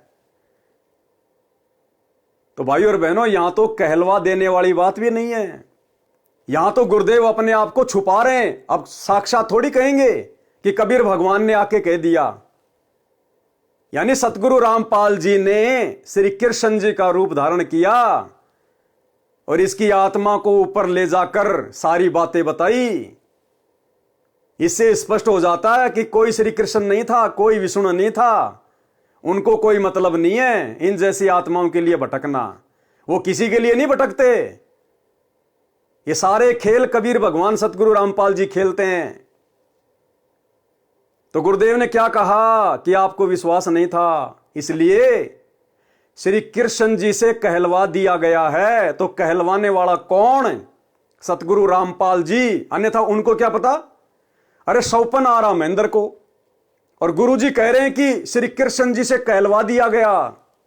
तो कौन हुए? सतगुरु रामपाल जी भगवान, स्वयं कबीर परमात्मा। और कहलवा दिया गया है, तो किसने कहे थे वो शब्द कि एक बात का ध्यान रखना, मेरे भक्तों को मत तोड़ना। अगर वो श्री कृष्ण जी ने भी कहे हैं, तो कहलवाए किसने? सतगुरु रामपाल जी भगवान ने। तो शब्द किसके हुए? सतगुरु रामपाल जी भगवान के। और क्या कहा सतगुरु रामपाल जी भगवान ने श्री कृष्ण के मुख से, श्री कृष्ण का रूप बनाकर, कि एक बात का ध्यान रखना, मेरे भक्तों को मत तोड़ना। क्योंकि गुरुजी अंतर्यामी, उनको पता था कि करोथा कांड में इसकी भूमिका रहेगी, बरवाला कांड में तो इसकी विशेष भूमिका रहेगी, और बरवाला कांड के बाद तो मेरे दोनों बेटों को साथ में लेके ये मेरा भाई महेंद्र पूरी संगत का ही सत्यानाश करेगा। और पिछले 10 वर्षों से भाई और बहनों, इन तीनों चाचा बेटों ने भक्ति मार्ग में कितनी गंदगी फैलाई है। गुरुदेव के जेल जाने के बाद 2014 के बाद इन्होंने कोई भी मर्यादा गुरुदेव भगवान की सुरक्षित नहीं रहने दी। तो अंतर्यामी को पहले ही पता था, इसलिए पहले ही परमात्मा ने श्री कृष्ण जी का रूप बनाकर आप और हमें सचेत करवाने के लिए इस तक संदेशा पहुंचा दिया था, जिसका अब खुलासा हो रहा है। अब भी सौभाग्य है भाई बहनों का, यदि जाग जाएंगे तो, अपनी आंखें खोल लेंगे तो, अन्यथा ये काल के दूत संगत को ना घर का छोड़ेंगे ना घाट का। तो शब्दों पे ध्यान देना, महेंद्र जी क्या कह रहे हैं। वो शब्द श्री कृष्ण जी के नहीं, श्री विष्णु जी के नहीं। वो श्री कृष्ण नहीं था, विष्णु नहीं था। क्या कहा गुरुदेव ने? इसलिए श्री कृष्ण जी के ही मुख से कहलवा दिया गया है। ध्यान से सुनिएगा। तो महाराज जी ने कहा कि आपको विश्वास नहीं हो रहा था कबीर साहब के बारे में, और आप कृष्ण जी को ज्यादा मानते थे, इसीलिए कृष्ण जी के मुख से ही आपसे कहलवा दिया गया है। कृष्ण जी के मुख से ही आपसे कहलवा दिया गया है। कृष्ण जी के मुख से ही आपसे कहलवा दिया गया है कि ऊपर और शक्ति है और रास्ता है। तो उस दिन के बाद मैंने पीछे मुड़ के नहीं देखा, और फिर मैं सही ढंग से भक्ति करने लगा। सर, संत रामपाल जी महाराज से नाम उपदेश लेने के बाद आपको क्या क्या लाभ हुआ? पहले मैं संसारिक लाभ बताऊंगा आपको, खासकर शरीर के लिए। जब मैंने गुरु जी को गुरु धारण कर लिया और मैं भक्ति करने लगा, लगभग 1999 की बात है। उस समय मेरी आयु 41 वर्ष थी, 41 ईयर, और अब मेरी 55 साल की हो चुकी है, 55 ईयर्स ओल्ड। तो मैं रोहतक में एक रेलवे रोड रोड का नाम है, बाजार में। वहाँ एक लाला जी के पास बैठा हुआ था। वहाँ एक लड़का मेरे से मिला। वो लाला जी ने, उसका नाम फकीर चंद जी थे, उन्होंने कहा कि MMA है और इन्होंने ज्योतिष शास्त्र से भी MA किया हुआ है। तो मैंने उसको भक्ति की बात ही समझानी चाहिए। तो उसने कहा जी एक बार अपना हाथ दिखा दो। तो उसने मेरे हाथ देखे दोनों। ध्यान से सुनना भाई और बहनों, ये कितने मर्यादित भगत हैं, कितना सार नाम लेने के बाद इनको भक्ति मार्ग समझ में आया, कितना ये गुरु जी की मर्यादा निभाते थे। गुरुदेव भगवान ने हमें क्या बताया कि बच्चों, नाम दीक्षा लेने के बाद आपने किसी भी ज्योतिष को अपना हाथ नहीं दिखाना। दास देखता है, सार नाम ले लिया, एक परंपरा बना ली, सार नाम लेना है, झूठ सच बोल गए, सार नाम ले लिया और फिर इन्हों के फायदा नहीं हुआ, झाड़े लुहान चले गए, झाड़ा लगवाया, ज्योतिष दिखाया, हाथ दिखाया, झाड़ा लगवाया, ज्योतिष दिखाया, हाथ दिखाया, झाड़ा लगवाया, ज्योतिष दिखाया, हाथ दिखाया। आज तो उस दिन देख लिया जिस दिन तुम नाम तोड़ दिया, झूठ बोल कर सार नाम ले लिया, उसी दिन नाम खत्म है जिस दिन यू लिया, सारे नाम खत्म हो गए आपके। तो परमात्मा पाने के लिए सच्चे सुच्चे हो, क्योंकि आपने सच्चे सुच्चे घर जाना है। अरे काल प्रेरणा से ज्योतिष तो आपको कहेगा कि भैया तेरा हाथ दिखा, मैं तेरा हाथ देखना चाहता हूं, मैं तेरा भविष्य बता दूं। लेकिन परमात्मा ने क्या कहा कि आपने ये गलती नहीं करनी। नियम तो नियम है, मर्यादा तो मर्यादा है। 1999 की बात, दादा गुरुजी से नाम दीक्षा ले रखी थी। फिर 1994 में सतगुरु रामपाल जी से दीक्षा ले ली। फिर कह रहा कि मेरे को सार नाम मिल गया। फिर कह रहा कि कबीर जी ने श्री कृष्ण जी से भी कहलवा दिया कि भाई मैं ही भगवान हूं, ऊपर कोई और भी कोई शक्ति है। उसके बावजूद भी ज्योतिष वालों को अपना हाथ दिखा रहा है। अरे वो तो 100 बार कहेंगे। आज गुरुदेव ने मना कर दिया कि बच्चों नाम दीक्षा लेने के बाद हमने बीड़ी नहीं पीनी, सिगरेट नहीं पीनी, शराब नहीं पीना। अब आपको तो लाख मिलेंगे भैया, आपके यार दोस्त रिश्तेदार जहां भी जाओगे वहीं आपको नशेड़ी मिलेंगे और कहेंगे भैया ले लेना एक घूंट, क्या दिक्कत है। तो क्या आप ले लोगे? नहीं लोगे। आपको अपने गुरु की मर्यादाओं का ध्यान है। तो जब उस फकीर चंद ने कहा कि ये MMA है, MMA, हाथ देखता है, 1 नंबर का ज्योतिष है, अपना हाथ दिखाओ, भाई साहब ने दोनों हाथ आगे कर दिए। महेंद्र जी ने, सारनामी भगत ने, सबसे बड़े भगत ने, कहां इनकी मर्यादा थी? अरे इतने वर्षों के बाद भी इसको यह पता नहीं कि क्या मर्यादा है और क्या मर्यादा नहीं है। और ज्योतिष वाले के आगे खाली उसके एक बार कहने से इसने कोई विरोध नहीं किया। अगर ये विरोध करता तो हम मानते कि भाई जबरदस्ती उसके हाथ पकड़ के देख लिए होंगे। उसने तो इतना ही कहा था कि MMA। अब इसने देखा पता नहीं क्या क्या बता देगा, तुरंत आगे हाथ कर दिए भिखारी की तरह, लो जी डाल दो, क्या है। अब वो क्या गोबर डालेगा उसमें? मर्यादा तोड़नी थी, कार ने तोड़ दी। ध्यान से सुनिएगा मर्यादित भगत श्रीमान महेंद्र जी के शब्द। तो उसने कहा जी एक बार अपना हाथ दिखा दो। तो उसने मेरे हाथ देखे दोनों। तो उसने कहा जी एक बार अपना हाथ दिखा दो। तो उसने मेरे हाथ देखे दोनों। पहले दाहिना हाथ देखा, कहने लगा आपकी आयु कितनी है? मैंने कहा मैं 41 वर्ष का हो चुका हूं। तो उसने कहा आपके भाग्य में लिखा है 40 वर्ष से लेकर 45 तक बिल्कुल बेड के ऊपर बीमार अवस्था में लेटना, और आपको फला फला बीमारी लगेंगी। फिर मैंने कहा मैं तो 41 का हो चुका हूँ, मुझे तो कुछ भी नहीं है। कहने लगा 1 साल का धोखा भी हो सकता, कुछ जरूर होगा। तो मैं कुछ चिंतित तो हुआ, लेकिन फिर उसने मेरा बायां हाथ देखा और कहने लगा आपकी पत्नी जिंदा है? मैंने कहा वो तो जिंदा है। कहता हो ही नहीं सकता। मैंने कहा मैं सुबह घर से आया था जब तू जिंदा थी, अब मर गई हो तो मैं कुछ कह नहीं सकता।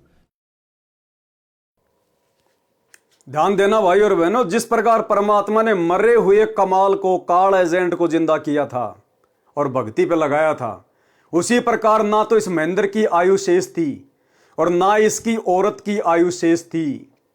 परमात्मा ने जबरदस्ती इनकी आयु बढ़ाकर इनको भक्ति पे लगाया हुआ है। जब ज्योतिष को इसने हाथ दिखाए, मर्यादा तो तोड़ी दी, और ज्योतिष ने क्या कहा कि आपकी तो आयु शेष थी नहीं, आप तो 40 साल से लेकर 45 साल तक बिल्कुल बेड पे रहना था। जैसे कोई पैरालाइसिस हो जाता है, लकवा मार जाता है, टट्टी पेशाब सब कुछ बेड में। तो ये मरी हुई आत्मा थी, इसका जीवन शेष नहीं था। परमात्मा ने इसकी उम्र बढ़ाई हुई है, गुरुदेव भगवान ने। साथ में फिर उस ज्योतिष ने जब इसका दूसरा हाथ देखा, इसने दोनों हाथ दिखाए अपने, पहले दायां फिर बायां।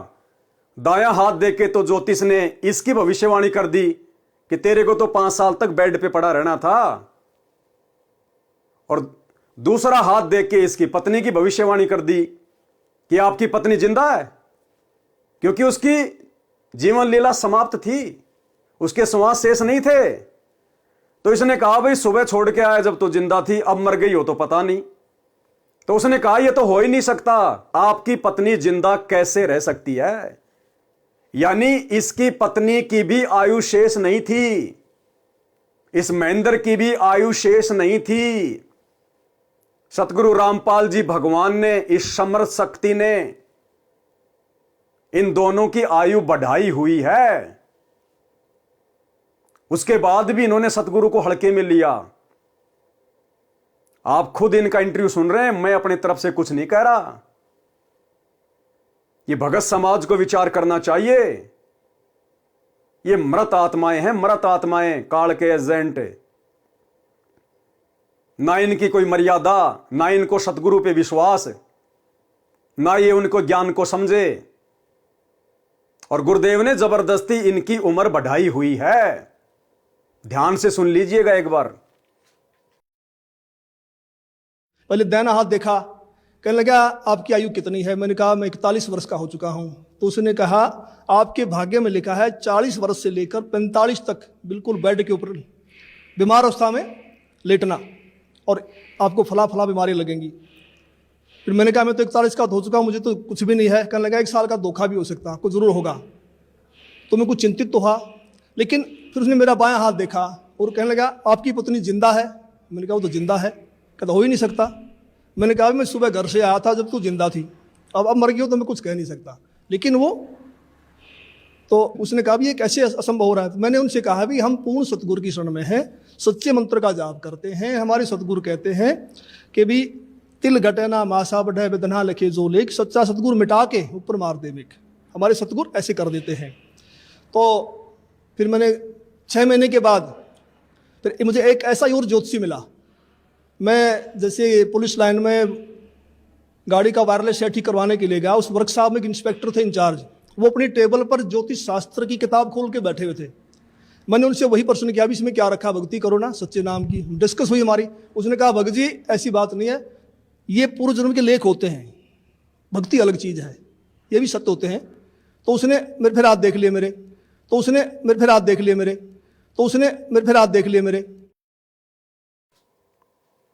बताओ, उसके बाद फिर एक ज्योतिष और टकरा गया पुलिस लाइन में और कह रहा उसने फिर मेरे हाथ देख लिए। अरे जबरदस्ती पकड़ के थोड़ी देखेगा कोई। तो बताओ परमात्मा ने कहां तक इनको क्षमा किया हुआ है, कितनी मर्यादा तोड़ के बैठा हुआ था, फिर भी परमात्मा ने इसको जीवन दान बख्शा हुआ है। फिर ज्योतिष मिल गया, फिर कह रहा उसने मेरे हाथ देख लिए। जबरदस्ती हमारे तो नहीं देख रहा कोई।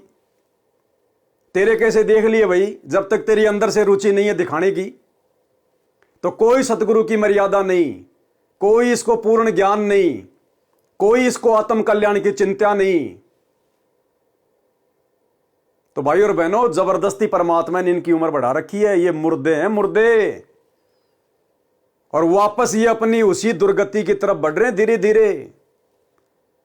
ये आने वाले समय में परमात्मा ने जिन आत्माओं को शुरुआत में जहां से उठाया था ना, किसी के घर में भूत था, किसी के घर में प्रेत था, कोई बीमार था, ये आने वाले समय में सतगुरु को हल्के में लेने के कारण इन सब आत्माओं की वही दुर्दशा होने जा रही है।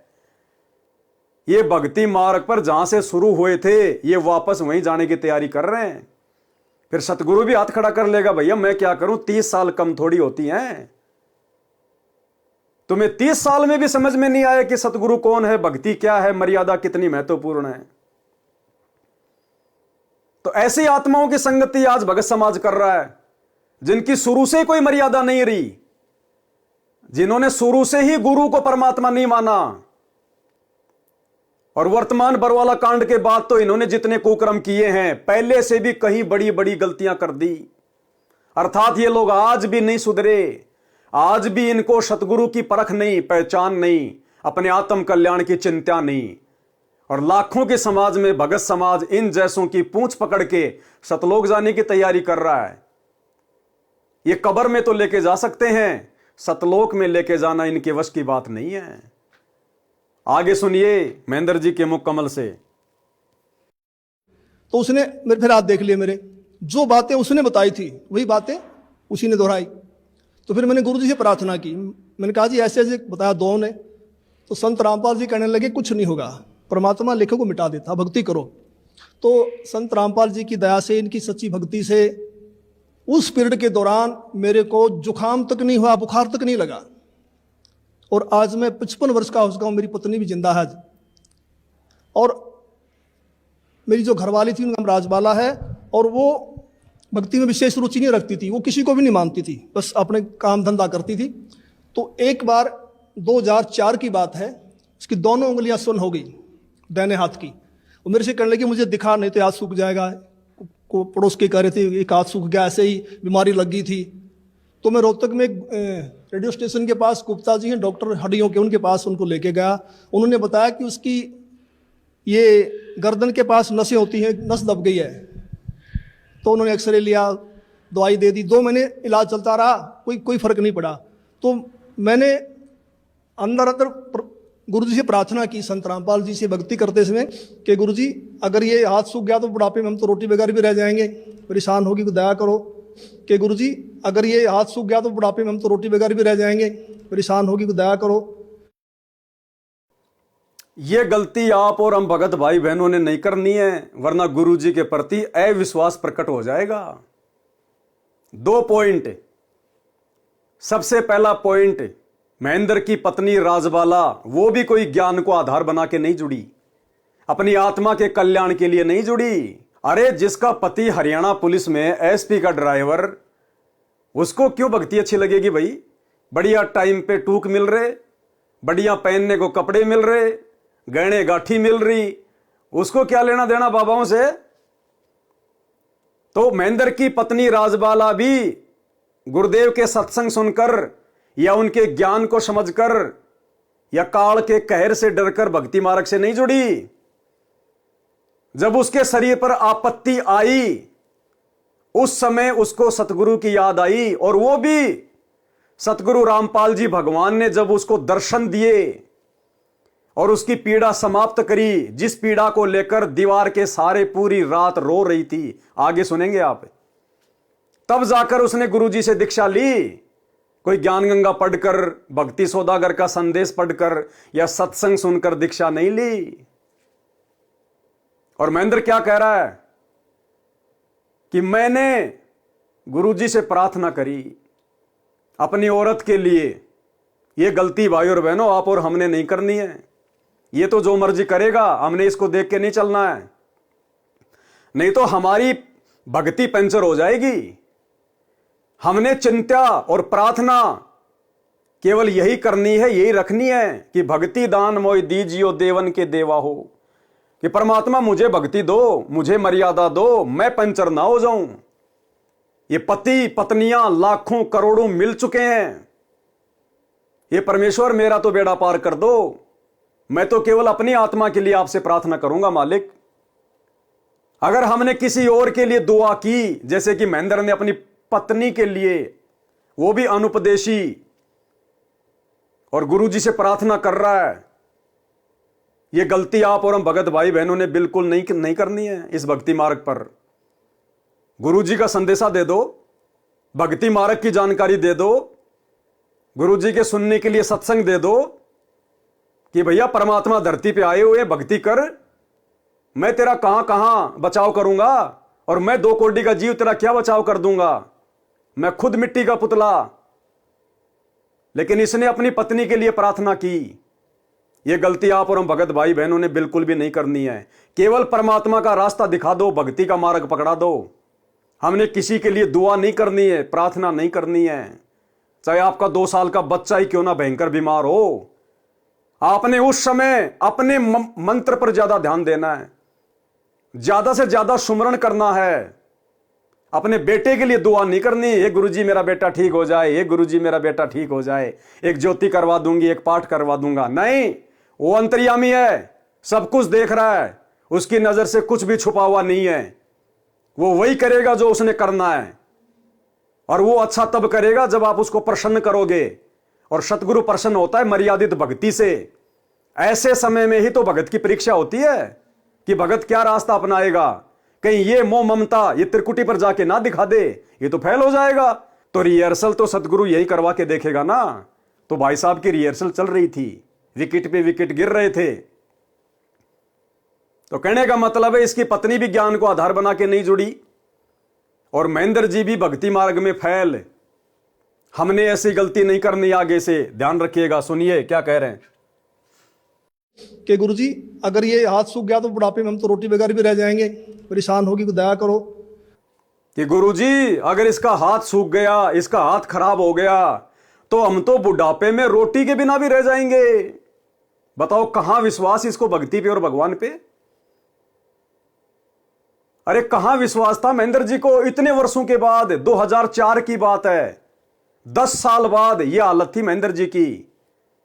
1994 में सतगुरु रामपाल जी से नाम दीक्षा ली, और 2004 में कह रहा है कि गुरुजी अगर मेरी औरत का हाथ सूख गया, खराब हो गया, तो हम तो बुढ़ापे में रोटियों के बिना भी रह जाएंगे। वो औरत देगी रोटी बुढ़ापे में, सतगुरु की भक्ति रोटी नहीं देगी, सतगुरु रोटी नहीं देगा, वो औरत देगी रोटी। यह है इनका ज्ञान आधार, यह है महेंद्र जी का तत्व ज्ञान। आप इनकी संगति कर रहे हैं वर्तमान में, जो खुद अपनी औरत के भरोसे है, ना कि अपने सतगुरुदेव भगवान के भरोसे।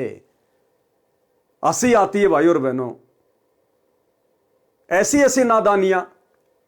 और आज समाज इनको फॉलो कर रहा है कि हमें इनसे शिक्षा मिलेगी, कुछ सीखने को मिलेगा। क्या मिलेगा आपको? जो खुद अपने गुरु पर विश्वास नहीं करता, अपनी औरत से ज्यादा जिसको अपने गुरु पर और भक्ति पर विश्वास नहीं, उनसे आप क्या सीखेंगे? तो क्या कहा महेंद्र जी ने रामपाल जी से भक्ति करते समय कि गुरुजी अगर ये हाथ सूख गया तो बुढ़ापे में हम तो रोटी बगैर भी रह जाएंगे, परेशान होगी, तो दया करो। कि गुरुजी अगर ये हाथ सूख गया तो बुढ़ापे में हम तो रोटी बगैर भी रह जाएंगे, परेशान होगी, तो दया करो। देख लिया आपने, सुनिए आगे। कि गुरुजी अगर ये हाथ सूख गया तो बुढ़ापे में हम तो रोटी बगैर भी रह जाएंगे, परेशान होगी, तो दया करो। तो जैसे मेरा ध्यान लगा हुआ था, सुमन करते करते वैसे आंख बंद हो गई, तो मुझे गुरुजी खड़े दिखाई दिए और कहा कुछ नहीं होगा बेटा, ठीक हो जाएगी। तो मैं कुछ दिन के बाद ड्यूटी से छुट्टी लेकर घर गया। मैंने उससे पूछा भी आपकी उंगलियां ठीक होगी? उसने कहा वो तो ठीक होगी। मैंने कहा ये गुरुजी ने की है, मैंने प्रार्थना की थी। कहेगा नहीं नहीं मैं तो दवाई से ठीक हुई हूँ। मैंने कहा ये गुरुजी ने की है, मैंने प्रार्थना की थी। कहेगा नहीं नहीं मैं तो दवाई से ठीक हुई हूँ। कैसा सिला दिया तूने मेरे प्यार का, यार ने ही लूट लिया घर यार का। महेंद्र जी तो बड़े खुश हो रहे थे गुरुजी से प्रार्थना करके। गुरुजी ने भी आशीर्वाद दे दिया रात को आके सौपन में कि बेटा सब ठीक हो जाएगा। अरे भाई को बेटा कहने वाला कौन? परमात्मा हो सकता है। भाई को बेटा कहने वाला परमात्मा। अपनी औरत के लिए प्रार्थना कर रहा था, चिंता हो रही थी, और जब जाकर सुबह देखा औरत बिल्कुल सही हो गई, क्योंकि परमात्मा ने कर दी, आशीर्वाद दे दिया गुरुदेव ने।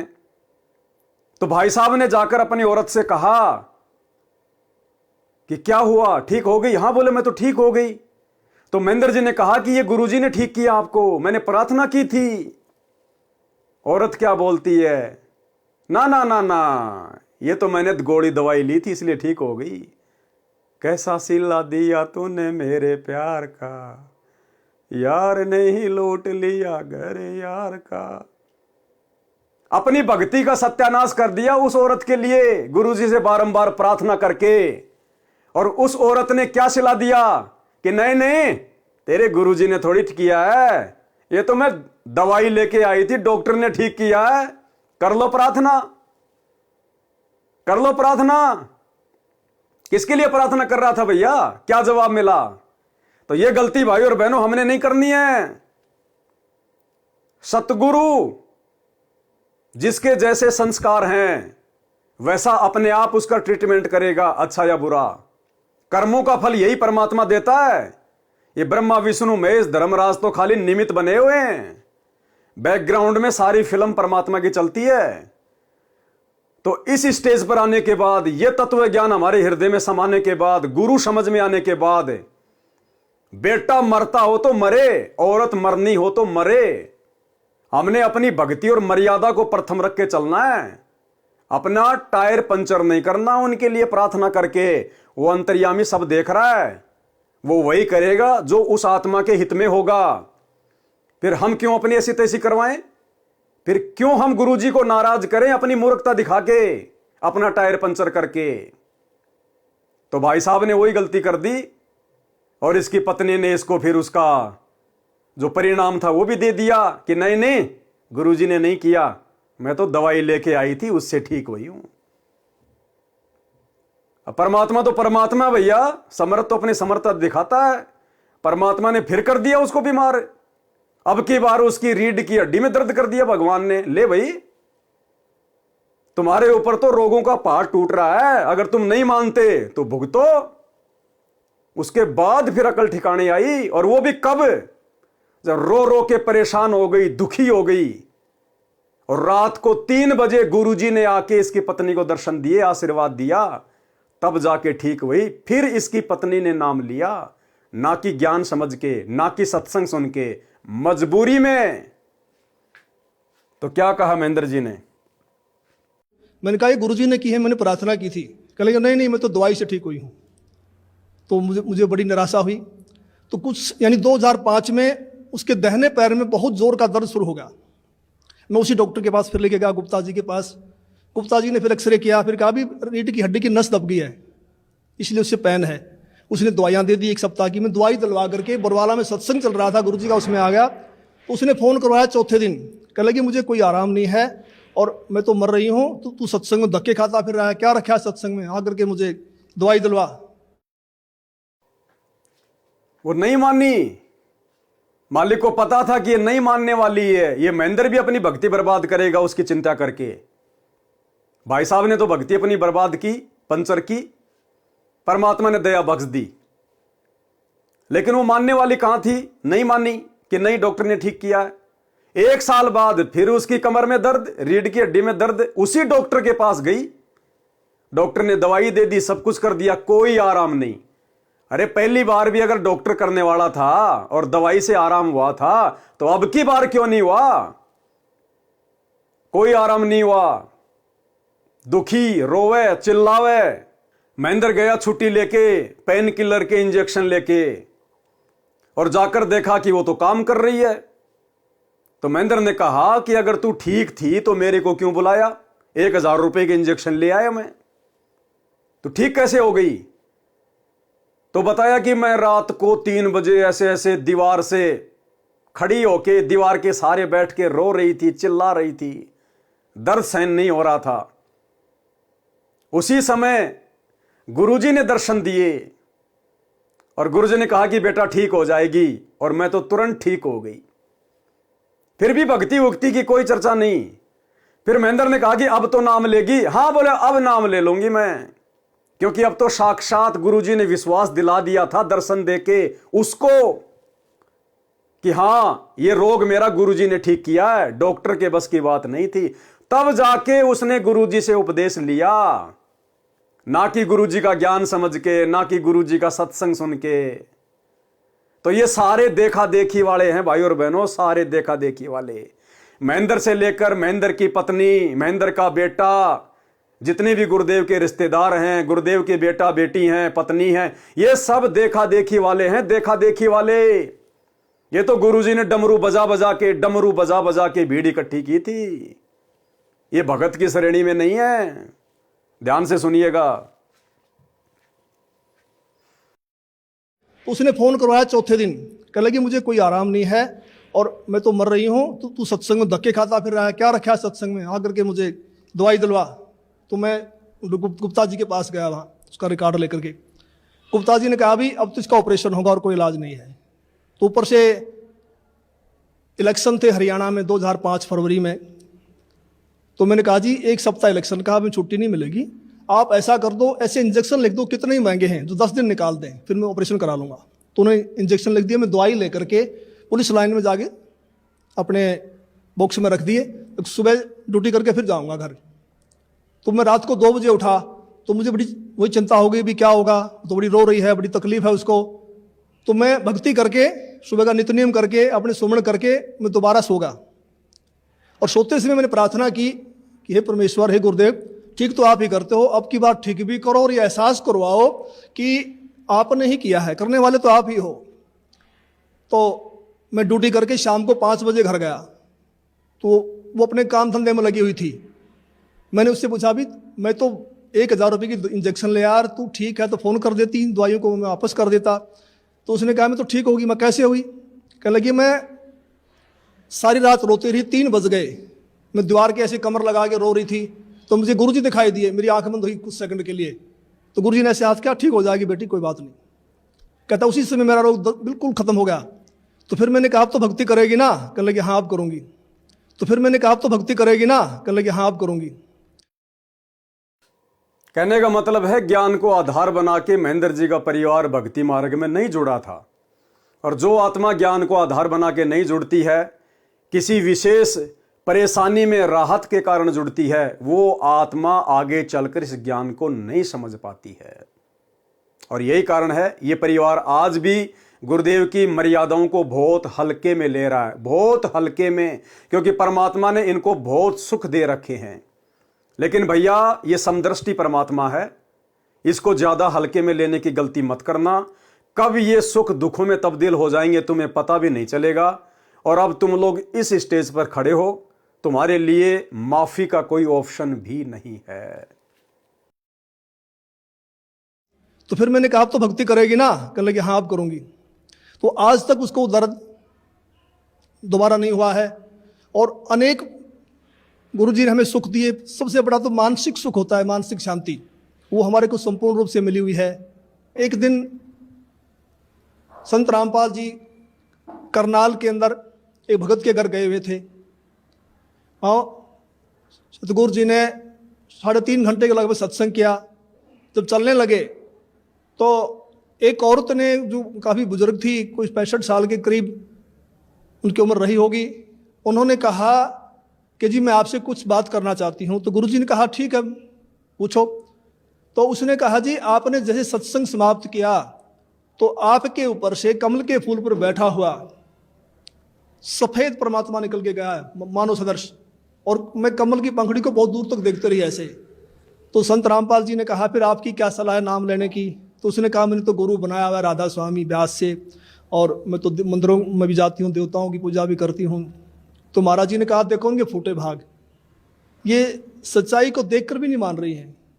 तो फिर हम चल पड़े। उस समय गुरु जी के पास सुमो गाड़ी होती थी, हम दिल्ली साइड में जा रहे थे। मैंने महाराज जी से प्रश्न किया कि महाराज जी परमात्मा का भी अजीब खेल है, जो ढूंढ रहे हैं उनको दर्शन नहीं दे रहे, और जिनको दर्शन दे दिए, जो इनको प्रकट होके बता गए, वे इसको मान नहीं रहे कि परमात्मा की क्या लीला है। तो महाराज जी ने कहा ये बुद्धि से परे का विषय है और इसको आप नहीं समझ पाएंगे। फिर मैंने कहा जी बताओ, दया करो। महेंद्र जी कितना गुरुदेव भगवान को जान पाए थे, समझ पाए थे। वो बुढ़िया वाली घटना महेंद्र जी ने बताई। सत्संग के बाद उस बुढ़िया ने कहा जी मैं आपसे कुछ बात करना चाहती हूं। गुरुदेव बोले बोलिए। कि जब आप सत्संग करके रुके तो आपके ऊपर से कमल के फूल पर बैठा हुआ एक सफेद रंग का भगवान गया और मैंने काफी दूर तक देखा। ये बातें महेंद्र जी भी सुन रहे थे वहीं पर। तो गुरुदेव ने कहा, भाई फिर क्या विचार है, नाम दीक्षा ले लो, आपको तो भगवान ने विश्वास भी करवा दिया। बोला, नहीं जी, नाम दीक्षा तो मैंने राधा स्वामी से ले रखी है। अब महेंद्र जी सारी बातें सुन रहे थे, तो महेंद्र जी ने फिर गुरुदेव से सवाल किया कि गुरुदेव एक बात बताइए, परमात्मा का खेल भी अद्भुत है, निराला है।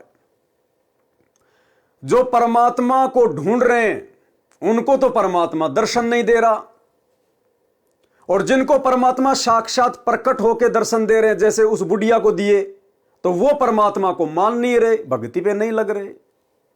तो गुरुदेव ने कहा कि महेंद्र, ये तेरी बुद्धि से परे का विषय है, ये बात तुझे समझ में नहीं आएगी, ये बुद्धि से परे का विषय है। क्यों कही गुरुदेव ने ये बात?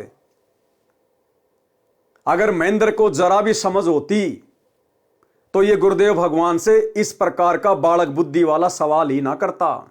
अगर महेंद्र अपने गुरु को ही परमात्मा मान चुका होता, कबीर जी मान चुका होता, तो ये सवाल ही ना करता। अरे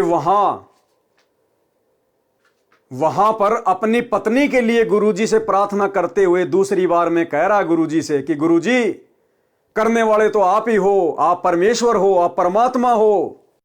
और सोते समय मैंने प्रार्थना की कि हे परमेश्वर, हे गुरुदेव। और सोते समय मैंने प्रार्थना की कि हे परमेश्वर, हे गुरुदेव। और सोते समय मैंने प्रार्थना की कि हे परमेश्वर, हे गुरुदेव, ठीक तो आप ही करते हो, अब की बार ठीक भी करो और ये एहसास करवाओ कि आपने ही किया है, करने वाले तो आप ही हो। करने वाले तो आप ही हो, डॉक्टर तो बहाना है, मेरी औरत का दर्द ठीक करना। वहां तो गुरुजी को परमेश्वर कह रहा है, और यहां गुरुजी के सामने, परमेश्वर के सामने क्या कह रहा है कि परमात्मा का खेल भी अजीब है। जो ढूंढ रहे हैं उनको तो दर्शन नहीं दे रहे। यानी मैं महेंद्र आपसे नाम लेके परमात्मा ढूंढ रहा हूं, कबीर जी को ढूंढ रहा हूं, हमें तो दर्शन नहीं दे रहा। और जिनको दर्शन देके चले गए कमल के फूल पर, जैसे वो बुढ़िया, वो मान नहीं रहे। तो गुरुदेव ने कहा कि तेरी बुद्धि से बाहर का विषय तू नहीं समझ पाएगा। और क्या कहेंगे गुरुदेव कि रे नालायक, तेरे सामने बैठा मैं, अरे मेरे अंदर से तो निकल के गया था वो जो इस बुढ़िया को दिखाई दिया। तो जो मैं साक्षात बैठा हूं वो बड़ा, या मेरे अंदर से निकल के गया वो बड़ा? अरे मां के पेट से बच्चा पैदा होता है, वो मां बड़ी या फिर वो बच्चा बड़ा? तो समझदार को तो समझ जाना चाहिए था कि गुरुजी स्वयं परमात्मा है। ये तो भक्तों को विश्वास दिलाने के लिए सतगुरु रामपाल जी भगवान ने उस बुढ़िया को ऐसा दृश्य जानबूझ के दिखाया, अपने साथ रहने वाले महेंद्र जैसे भक्तों को विश्वास दिलाने के लिए, लेकिन फिर भी नहीं समझ पाई। परमेश्वर सामने बैठा है भाई के रूप में, सतगुरु रामपाल जी स्वयं कबीर भगवान, परमात्मा, परमेश्वर, और उसके बावजूद उन्हीं से सवाल कर रहा है कि परमात्मा के खेल भी अजीब है। जो उनको ढूंढ रहे हैं उनको तो दर्शन नहीं दे रहे, और जिनको दर्शन दे गए वो नाम दीक्षा नहीं ले रहे। तो गुरुदेव ने देखा कि ये तो डांगर के डांगर हैं, ये गुरु को परमात्मा कहां मान रहे हैं फिर? अरे गुरु गोविंद दो नहीं भाई, जब तक दो समझोगे दो जग में जाई।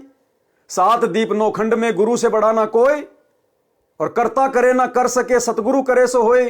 तो सतगुरु बड़ा या फिर वो भगवान बड़ा, गोविंद बड़ा? लेकिन नहीं समझ पाया महेंद्र। तो गुरुदेव ने सोचा कि मैं समझाऊंगा तो भी नहीं समझेगा ये। जब इसको आंखों से दिखा दिया उस बुढ़िया के माध्यम से, और इसके घर में 100 सुख दे दिए, इसको भक्ति पे लगाया। उस समय मैंने कहा था कि मेरे रूप में गुरुजी ने दर्शन दिए, कबीर जी ने, अब तुझे भक्ति मिल जाएगी। फिर इसको श्री कृष्ण जी से ही कहलवा दिया कि और कोई शक्ति है। फिर इसने अपनी औरत के लिए दुआ की, तो मैंने इसको दर्शन दिया, आशीर्वाद दिया कि बेटा ठीक हो जाएगी।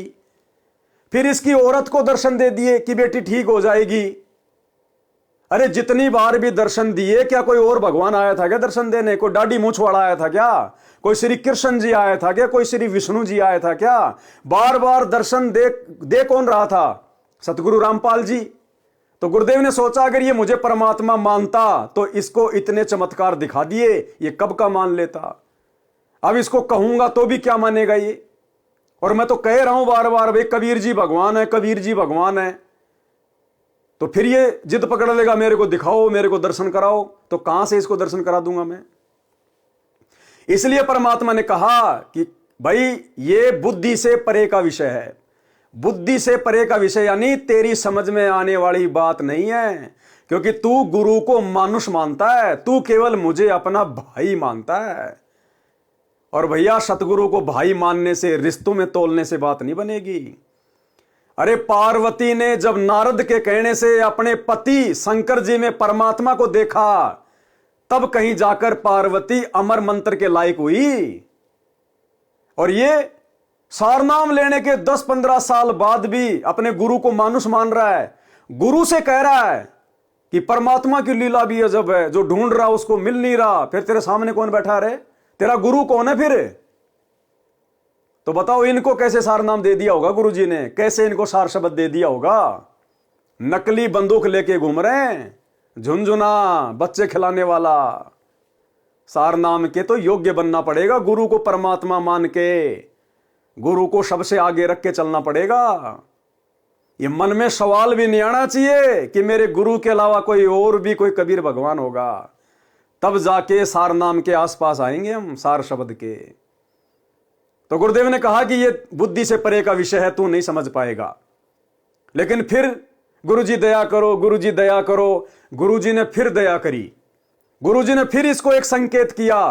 क्योंकि भाई और बहनों ध्यान रखना, ये कलयुग की बिचली पीढ़ी है, साक्षात चमत्कार नहीं होगा, केवल संकेतों में आपको समझाया जाएगा।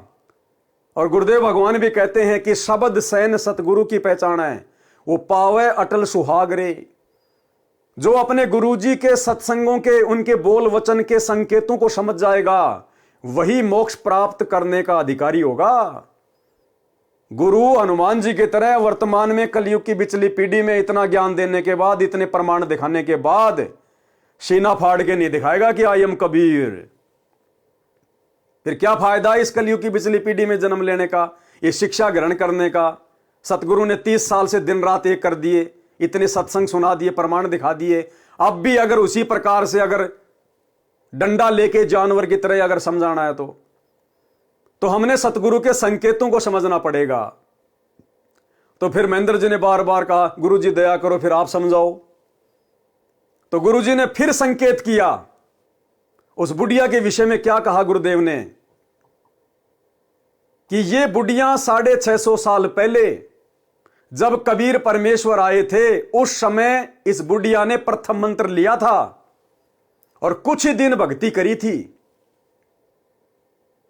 और जब ये आत्मा ऊपर जाती है तो धर्मराज के दरबार में फिर ये आत्मा बहाना नहीं बना सकती। इसको वर्तमान में परमात्मा ने दिखा दिया कि धरती पे सही भक्ति कहां है, परमात्मा कौन है, सच्चा गुरु कौन है। अब ये धर्मराज के दरबार में जाकर ये नहीं कह सकती कि मेरे को भगवान का पता नहीं था, भक्ति का पता नहीं था। ये सीन धर्मराज उसको दिखा देगा कि देख, जब तू सत्संग सुन रही थी और उस महाराज जी के ऊपर से कमल के फूल पे बैठा हुआ कौन गया था और क्या कहा था तेरे को उस महाराज ने, फिर ये आत्मा चुप हो जाती है।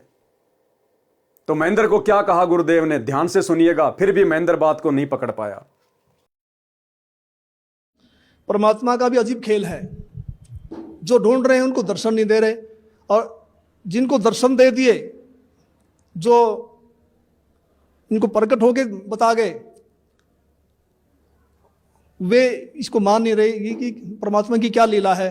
तो महाराज जी ने कहा ये बुद्धि से परे का विषय है और इसको आप नहीं समझ पाएंगे। फिर मैंने कहा जी बताओ, दया करो। संत रामपाल जी ने बताया कि ये औरत 600 वर्ष पहले जब कबीर परमेश्वर आए थे, उनकी शिष्या थी। क्या कहा गुरुदेव ने महेंद्र को? दोबारा से परमात्मा ने संकेत किया कि हो सकता है बात को पकड़ जाएगा कि तेरा भाई ही परमात्मा है, कबीर है। गुरुदेव ने कहा कि ये औरत जब 650 साल पहले कबीर परमात्मा आए थे तो ये उनकी शिष्या थी। लेकिन महेंद्र फिर नहीं समझ पाया, फिर भी कह रहा नहीं नहीं जी, मैं ये नहीं पूछना चाह रहा, मैं तो ये पूछना चाह रहा हूं कि परमात्मा को जो ढूंढ रहे हैं उनको दर्शन क्यों नहीं दे रहे, और जो परमात्मा को मानते नहीं उनको प्रकट होकर दर्शन दे रहे हैं। जबकि गुरुदेव ने शंका का समाधान इसका कर दिया कि जब परमात्मा 650 साल पहले आए थे तो इस बुढ़िया ने नाम दीक्षा ली थी उनसे। अब महेंद्र को समझ जाना चाहिए था कि मेरा भाई और 650 साल पहले की बात बता रहा है। अगर मेरा भाई सामान्य व्यक्ति है, सामान्य गुरु है, अगर भगवान नहीं है, तो फिर इसको कैसे पता इस बात का कि यह बुढ़िया 650 साल पहले कबीर जी की शरण में थी। समझ जाना चाहिए था कि मेरा भाई ही कबीर है, इसीलिए तो बता रहा है कि 650 साल पहले यह बुढ़िया कबीर जी की शरण में आई थी। अन्यथा ये जितने भी धर्मगुरु हैं दुनिया में, शंकराचार्य, मंडलेश्वर, इनसे जाके पूछ लो आपने 3 दिन पहले कौन सी सब्जी खाई थी। आधी घंटे में भी नहीं बता सकते कि हमने 3 दिन पहले कौन सी सब्जी खाई थी। और जो 650 साल पहले की बता रहा है चुटकियों में, निसंकोच, वो क्या मेरा भाई होगा? क्या वो सामान्य व्यक्ति होगा? क्या वो सामान्य गुरु होगा? उसी समय अपनी गलती की माफी मांग लेनी चाहिए थी महेंद्र ने कि हे परमपिता परमात्मा, दास से गलती हो गई, आपको पहचानने में त्रुटि हो गई। लेकिन भाई और बहनों, काल प्रेरित आत्मा की, काल के एजेंट की बुद्धि काल खुलने नहीं देता। तो क्या कहा गुरुदेव ने जो महेंद्र नहीं समझ पाया? संत रामपाल जी ने बताया कि ये औरत 600 वर्ष पहले जब कबीर परमेश्वर आए थे उनकी शिष्या थी। इन्होंने लगभग 5-6 महीने भक्ति की, फिर इन्होंने नाम छोड़ दिए। उसी प्रथम मंत्र के प्रभाव से इसको मानवश्री मिलते आ रहे हैं, भक्ति में रुचि है। अब ये समझ रही है कि जो मेरे को छोटा मोटा लाभ मिल रहा है ये देव देवता या मेरा पुराना गुरु दे रहा है, जो उन्होंने बनाया हुआ है, तो डर के मारे नहीं छोड़ना पा रही। तो मैंने फिर प्रश्न किया कि महाराज जी, मैंने तो ये पूछा है कि इनको दर्शन क्यों दिए? संकेत को नहीं समझ पाया और कह रहा नहीं महाराज, मैंने तो ये पूछा है कि इनको दर्शन क्यों दिए, मुझे दर्शन क्यों नहीं दिए? मैं भी तो यहीं खड़ा था, मुझे भी दिखा देता कमल के फूल पे भगवान कैसा था। तो गुरु के संकेत को नहीं समझ पाया, उल्टा और सवाल खड़ा कर दिया कि नहीं, मैं ये नहीं पूछ रहा कि ये बुढ़िया 650 साल पहले कबीर जी की भगत थी, खाली 5 महीने भक्ति करी। मैं तो ये पूछ रहा हूं कि इसको दर्शन क्यों दिए। फिर तीसरी बार गुरुदेव ने जो बात कही वो भी इसके समझ में नहीं आई। गुरुदेव ने कहा कि परमात्मा किसी का उधार नहीं रखता। ये आत्मा शरीर छोड़ने के बाद धर्मराज के दरबार में जाएगी और वहां धर्मराज तो एक ही सवाल करेगा कि बेटा मनुष्य जन्म दिया था, स्त्री या पुरुष का भक्ति क्यों नहीं करी? भगवान आया हुआ था। ये फिर बहानेबाजी करेगी, मेरे को पता नहीं, किसी ने बताया नहीं। तो ये सीनरी दिखा दी जाएगी, फिर ये आत्मा चुप हो जाती है। तो परमात्मा ने महेंद्र को समझाना चाहा संकेत में कि नालायक, तेरे को कितनी बार दर्शन दिए मैंने। अरे तेरा भाई अगर तेरे जैसा होता तो तेरे को सौपन में ये बातें बोलता क्या आशीर्वाद देता क्या? डॉक्टरों से दवाई खा खा के तुम परेशान हो गए। क्या तेरी औरत का एक बार रात में दर्शन देने से ही दर्द गायब हो सकता है क्या? क्या इस बुढ़िया के बारे में कोई आम इंसान, आम गुरु ये बात बता देगा क्या कि ये 650 साल पहले भगवान की शरण में थी, 5 महीने भक्ति करी? कौन से शास्त्र में लिखा उस बुढ़िया के विषय में किसने 5 महीने भक्ति करी? तो कौन बता रहा था ये बातें? कौन बता सकता था ये बातें? तो महेंद्र को भी धर्मराज वहां ऊपर ये सीनरी दिखाएगा कि नालायक, तेरे सामने ऐसे ऐसे संकेत किए जा रहे थे, ऐसे ऐसे चमत्कार किए गए तेरे साथ में। ज्योतिषों ने तेरी उम्र बता दी कि बेड पे तेरे को पड़ा रहना था, टट्टी पेशाब वही करना था 5 साल। तेरी औरत की आयु शेष नहीं थी और फिर भी तू समझ नहीं पाया कि तेरे घर में भगवान आया हुआ है। फिर भी तू आगे से आगे सवाल दागे जा रहा है। तो इसको भी फिर धर्मराज वहां दरबार में खड़ा करके इसी प्रकार से सवाल पूछेगा। लेकिन इसके पास तो मौका है, ये सात संगति की वीडियो देख के अगर इसको अपनी गलती का एहसास हो जाए और अगर सौभाग्य से गुरु जी के चरणों में गिर जाए, माफी मांग ले, अपनी गलतियां स्वीकार कर ले और गुरु को मानुष ना मानकर परमात्मा मान के भक्ति पे लग जाए, तो परमात्मा इस कर्म दंड को मिटा देंगे। जब तक गुरु धरती पे है तब तक हमारे पास में ऑप्शन है, मौका है, उसके बाद नहीं मिलेगा। तो इसके पास तो अभी मौका है। तो क्या कहा फिर गुरुदेव ने उस बुढ़िया के बारे में, और उस बुढ़िया के माध्यम से परमात्मा ने इसको भी समझा दिया संकेत में कि नालायक, इतना समझा दिया फिर भी तू नहीं समझ रहा, मेरे को नहीं पहचान रहा, तेरे साथ भी फिर यही बनेगी ऊपर धर्मराज के दरबार में। तो मैंने फिर प्रश्न किया कि महाराज जी, मैंने तो ये पूछा है कि इनको दर्शन क्यों दिए? तो गुरुजी ने कहा, संत रामपाल जी बोले कि परमात्मा किसी की उधार नहीं रखता। ये कल को मरेगी, नरक में जाएगी, वहाँ उसको बड़ा कष्ट होगा। जब आत्मा रोती है तो परमात्मा को आना पड़ता है, मन के नहीं सुनता परमात्मा। तो फिर ये आत्मा वहाँ सवाल करती है कि जी आपकी भक्ति का हमें ज्ञान नहीं था, हमने भक्ति तो बहुत की। तो वहाँ परमात्मा ये सीनरी दिखाएंगे, ये सारी फिल्म दिखाएंगे कि 3-3.5 घंटे मैंने सत्संग सुनाया, आप क्या भक्ति कर रहे हो, इसका क्या लाभ है, मेरी भक्ति क्या है, और जाते समय दर्शन दे दिए। तो परमात्मा ने अपने सिर से भार उतार दिया, पर ये आत्मा बोल नहीं पाएगी, चुप हो जाएगी। तो मेरा भगत समाज से यही बार बार निवेदन है कि ऐसा मौका बार बार नहीं आता, तो संत रामपाल जी की शरण में आकर के अपना आत्म कल्याण करवाएं। सत साहिब। धन्यवाद आपको बहुत बहुत बहुत धन्यवाद जी। महेंद्र जी, आपका बहुत बहुत धन्यवाद। आपके इस इंटरव्यू ने लाखों हजारों भक्तों की आंखें खोलने का काम किया है। यदि कोई अपनी आंखें खोलना चाहेगा तो हमारा काम तो केवल आप जियों के सामने सच्चाई को पेश करना है। बाकी मानना ना मानना ये तो भक्तों के अपने संस्कार के ऊपर निर्भर करता है। परमात्मा कहते हैं, सकल पदार्थ है जगमाही, कर्महीन नर पावत नाई।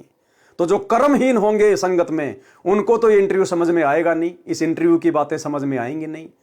और जो परमेश्वर की विशेष आत्मा होगी, गलती से आज गुरुदेव की गैर हाजिरी में इन सतलोक आश्रमों में फंसी होगी, उस आत्मा के जरूर कान खड़े हो जाएंगे। तो इंटरव्यू आप भाई बहनों को दिखाना अति आवश्यक था, ताकि आप भाई बहनों की आंखें खुलें